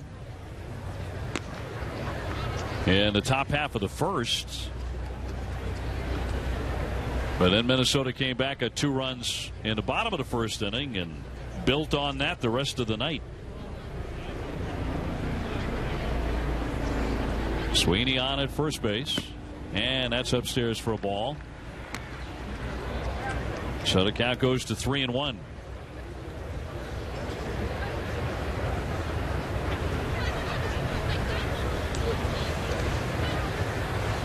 Kepler on deck, and he missed with that for ball 4. So he's walked back-to-back men in the 8th inning.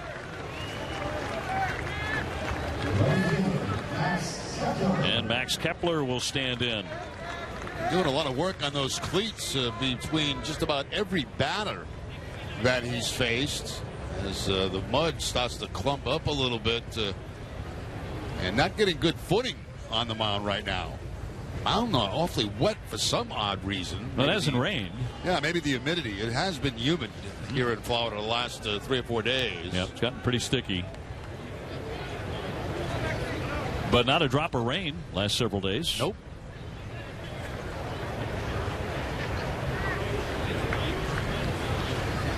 But bothering the knuckleballer, first and second with 1 away.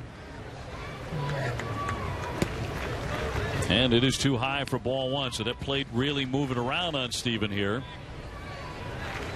And here comes Carl Willis. He wants to talk about it. So you'll see a clock in center field. This is in ballparks all around the majors this year. Starts at 30 seconds. And it is when the pitching coach leaves that dugout and starts toward the pitcher's mound. And the meeting can only last 30 seconds now on that clock. And Carl's very good about breaking these up quickly.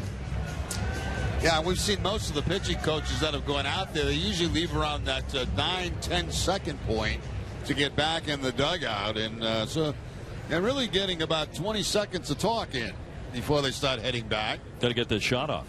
30 seconds. Yeah.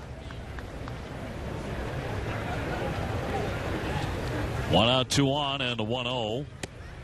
That's in there for a strike. It's amazing how often it happens when a pitching coach visits the mound. The very next pitch is always a strike. Like it's that easy.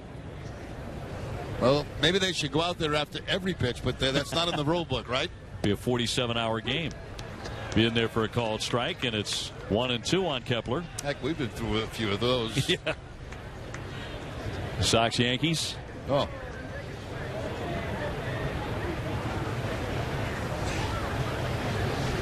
It's funny, when it's a great game, you never notice.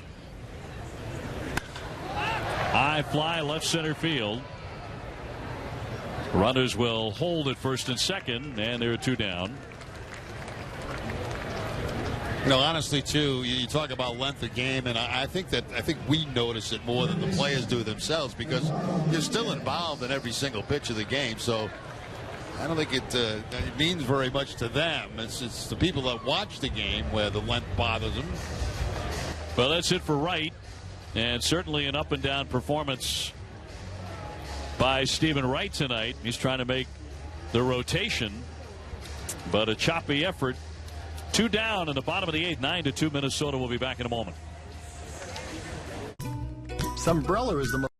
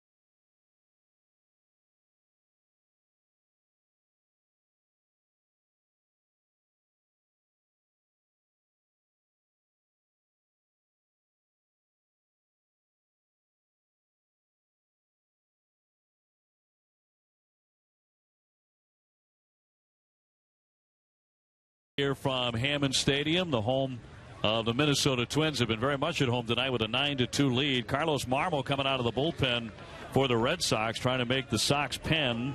And back in the day with the Chicago Cubs, he was pretty deadly out of that bullpen. Like in 2010, he had 38 saves. He's kind of going back, Dave, to his delivery that he had back in those days, and it was kind of a three-quarter sidearm delivery.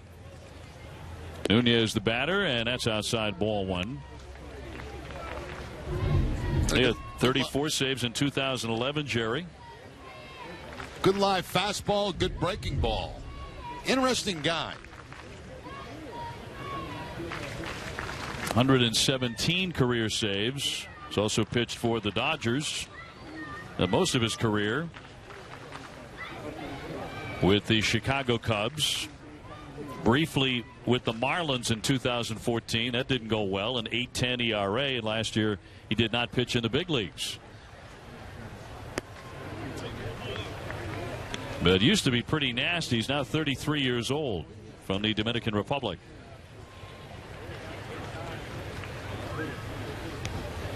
So certainly a guy you want to see if he can do it any longer. Yeah, he's got the certainly got the track record, which has obviously slipped the last couple of years, but he's changed his delivery again, and we'll have to see if he has success with it. Well, that's a 4-pitch walk, and it's going to load the bases. Third walk issued this inning by the Red Sox staff, and that'll bring up the DH Carlos Quentin with 2 down. 357 career earned run average. Some big strikeout totals. He had one season in 87 1/3 innings. He struck out 114.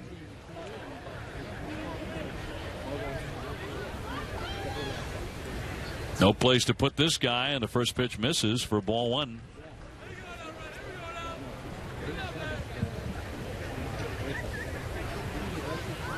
Quentin with a base hit and a run scored since coming on late.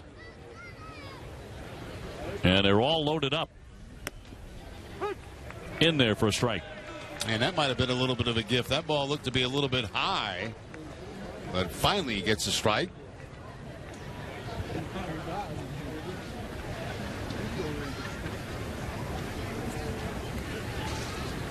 The 1-1.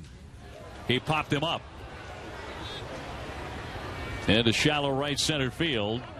And Hernandez will make the play to retire the side. So we go to the 9th inning here at Hammond Stadium with Minnesota leading the Red Sox 9-2 in spring training baseball.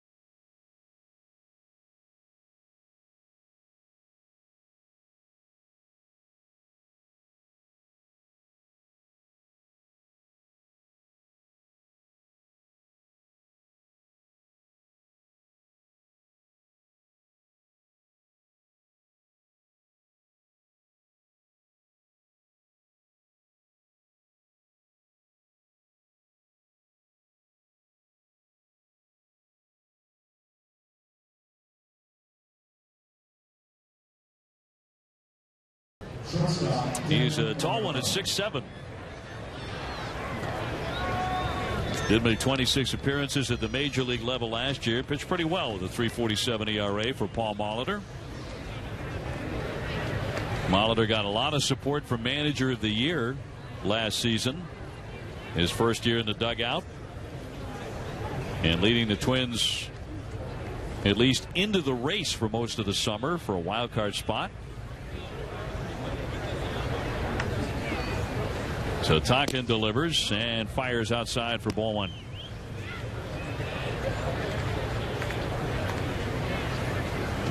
See Marrero's numbers with the Paw Sox last year: 256, 6 home runs. Impressed with the glove when he got to the big league level. Made some dazzling plays. I saw them both at shortstop and a little bit of third base last year for the Red Sox. Up the middle, Tovar behind the bag and late with it on the first base, not in time, and so Marrero will be on with a base hit.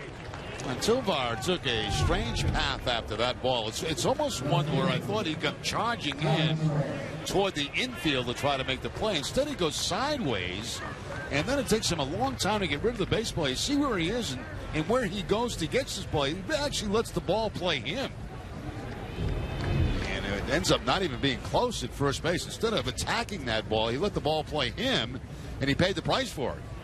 Looked like it rolled a little bit in the mid, too.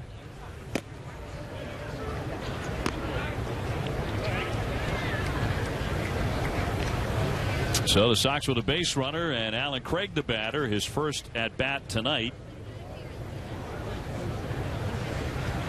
What will the future hold for Alan Craig as he loops that one foul out of play? I'm sure he is thinking the exact same thing.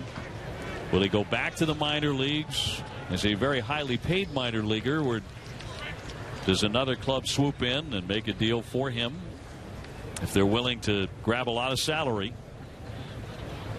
That team is going to have to believe he can still do it at the major league level. Allen believes he can still hit at the big league level and drive in runs. He fouls another one down the right field line. That's an unusual story, isn't it? And that never has been the same since that ankle injury. And you've got to wonder, you know, how much that really took out of him. And you get an injury like that sometimes, and you get yourself into bad habits when you return, and sometimes they're very difficult to get out of. And especially if you don't have regular playing time.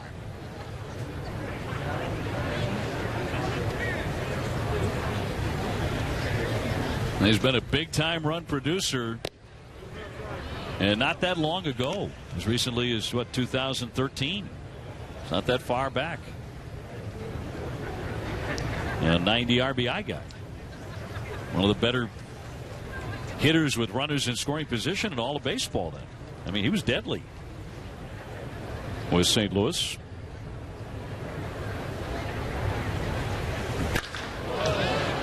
Hit hard to right field. Kepler backing up. It's over his head and it's up against the wall.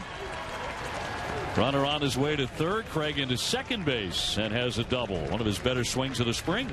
Yeah, I got to tell you, Dave, you know, watching him this spring, for me, it's the best I've seen him swing the bat. Since he's been in the Red Sox organization, he's had a couple of base hits up the middle I can remember. Takes this ball deep to the opposite field. Now that looks like an Alan Craig swing right there. Yes. That looks like one of his Cardinal swings. Yes, absolutely right. Ball well over the head of Kepler out there in right field off the fence. So the Red Sox with 2 men in scoring position here in the ninth inning, trailing 9-2. And Marco Hernandez will step in. Dustin Pedroia did start at second base tonight. Petey had a base hit. He went 1 for 3. Mookie Betts hit a home run. Anthony Ramirez, who swung a good bat this spring and played really solid first base tonight, had a base hit. But not enough offense. And certainly not enough pitching on this night. Flared foul out of play by Hernandez. Sam Travis on deck.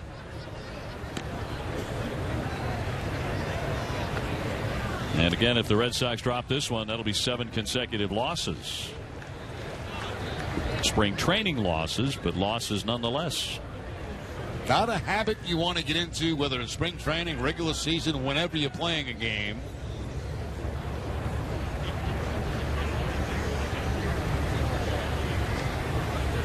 The 0-1 up the middle, through for a base hit. Herrero in, Craig to third. He stops there. What an odd throw that was from the center fielder. He threw it down into the ground. It's almost like the center fielder that time. Mastriani looked like he wanted to throw the ball home and then decided at the last minute, but I don't have to do that because the runner's not going. And then he just kind of directly throws it right down to the ground. You can see him change. You see, it looked like he wanted to go home with that. The runner was not going, and then he just recoils on it. Yikes. Yeah, exactly. I mean, you can see his eyes looking at home plate. Yeah. Here's Travis. Nobody out, first and third, a run in, 9-3 the score.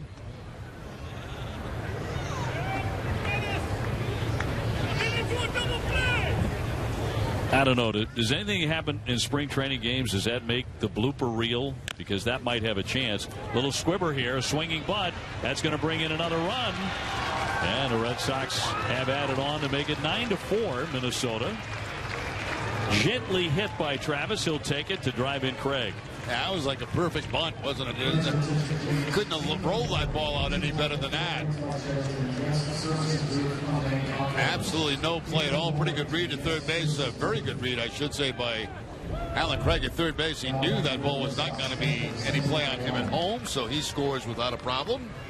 And Craig's always been noted as a really good base runner. Very smart, heady base runner. Yeah, made a nice read on that one. Sends up Sandy Leon, who hit into a double play back in the seventh inning. 9-4 now, still nobody out. Big cut and a miss for strike one. Red Sox have almost drawn even in hits. It's now 12-11 in hits for Minnesota.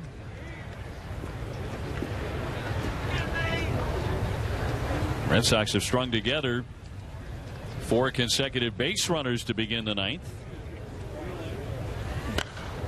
Pop foul back out of play.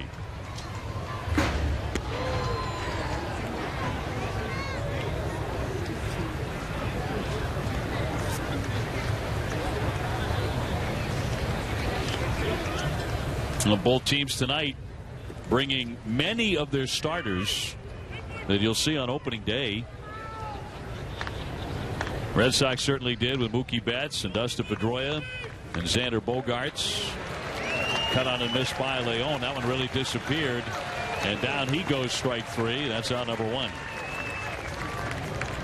Well, the Red Sox have a very tough stretch coming up. They go to the East Coast of Florida for 3 games beginning this weekend.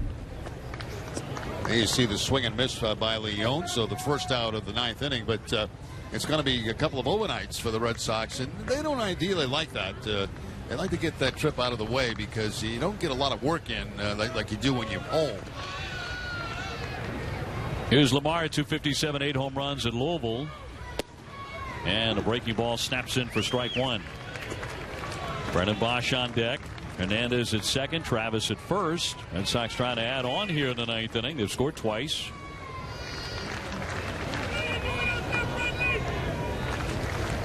And Tonkin with an 0-1 pitch.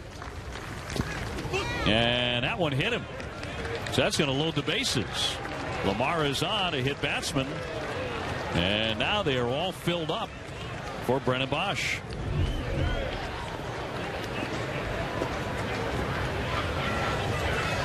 Yeah, Butler didn't, Lamar didn't make a real big effort to get out of the way of that, did he?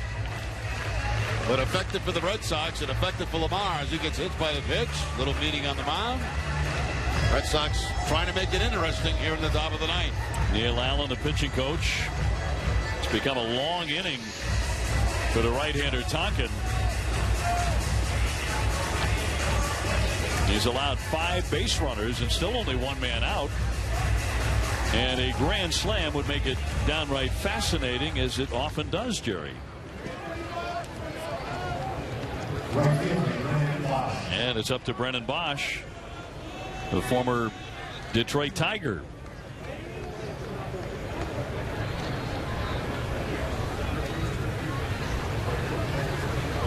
He was college teammates with a couple of big leaguers. It's a high pop to center field. Hernandez back to tag.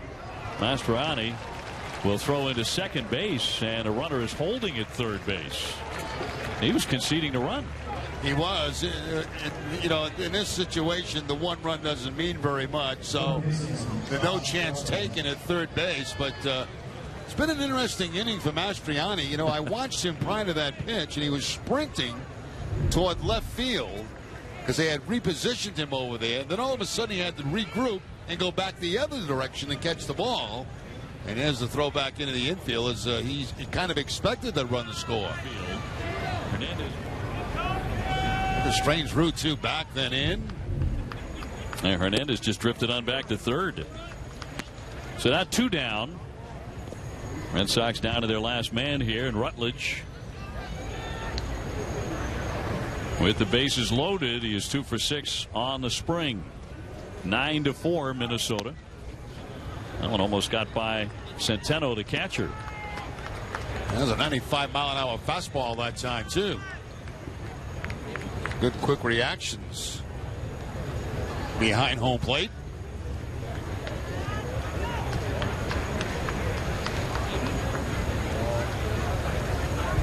The 2-0. Taking all the way and right down the middle for a strike.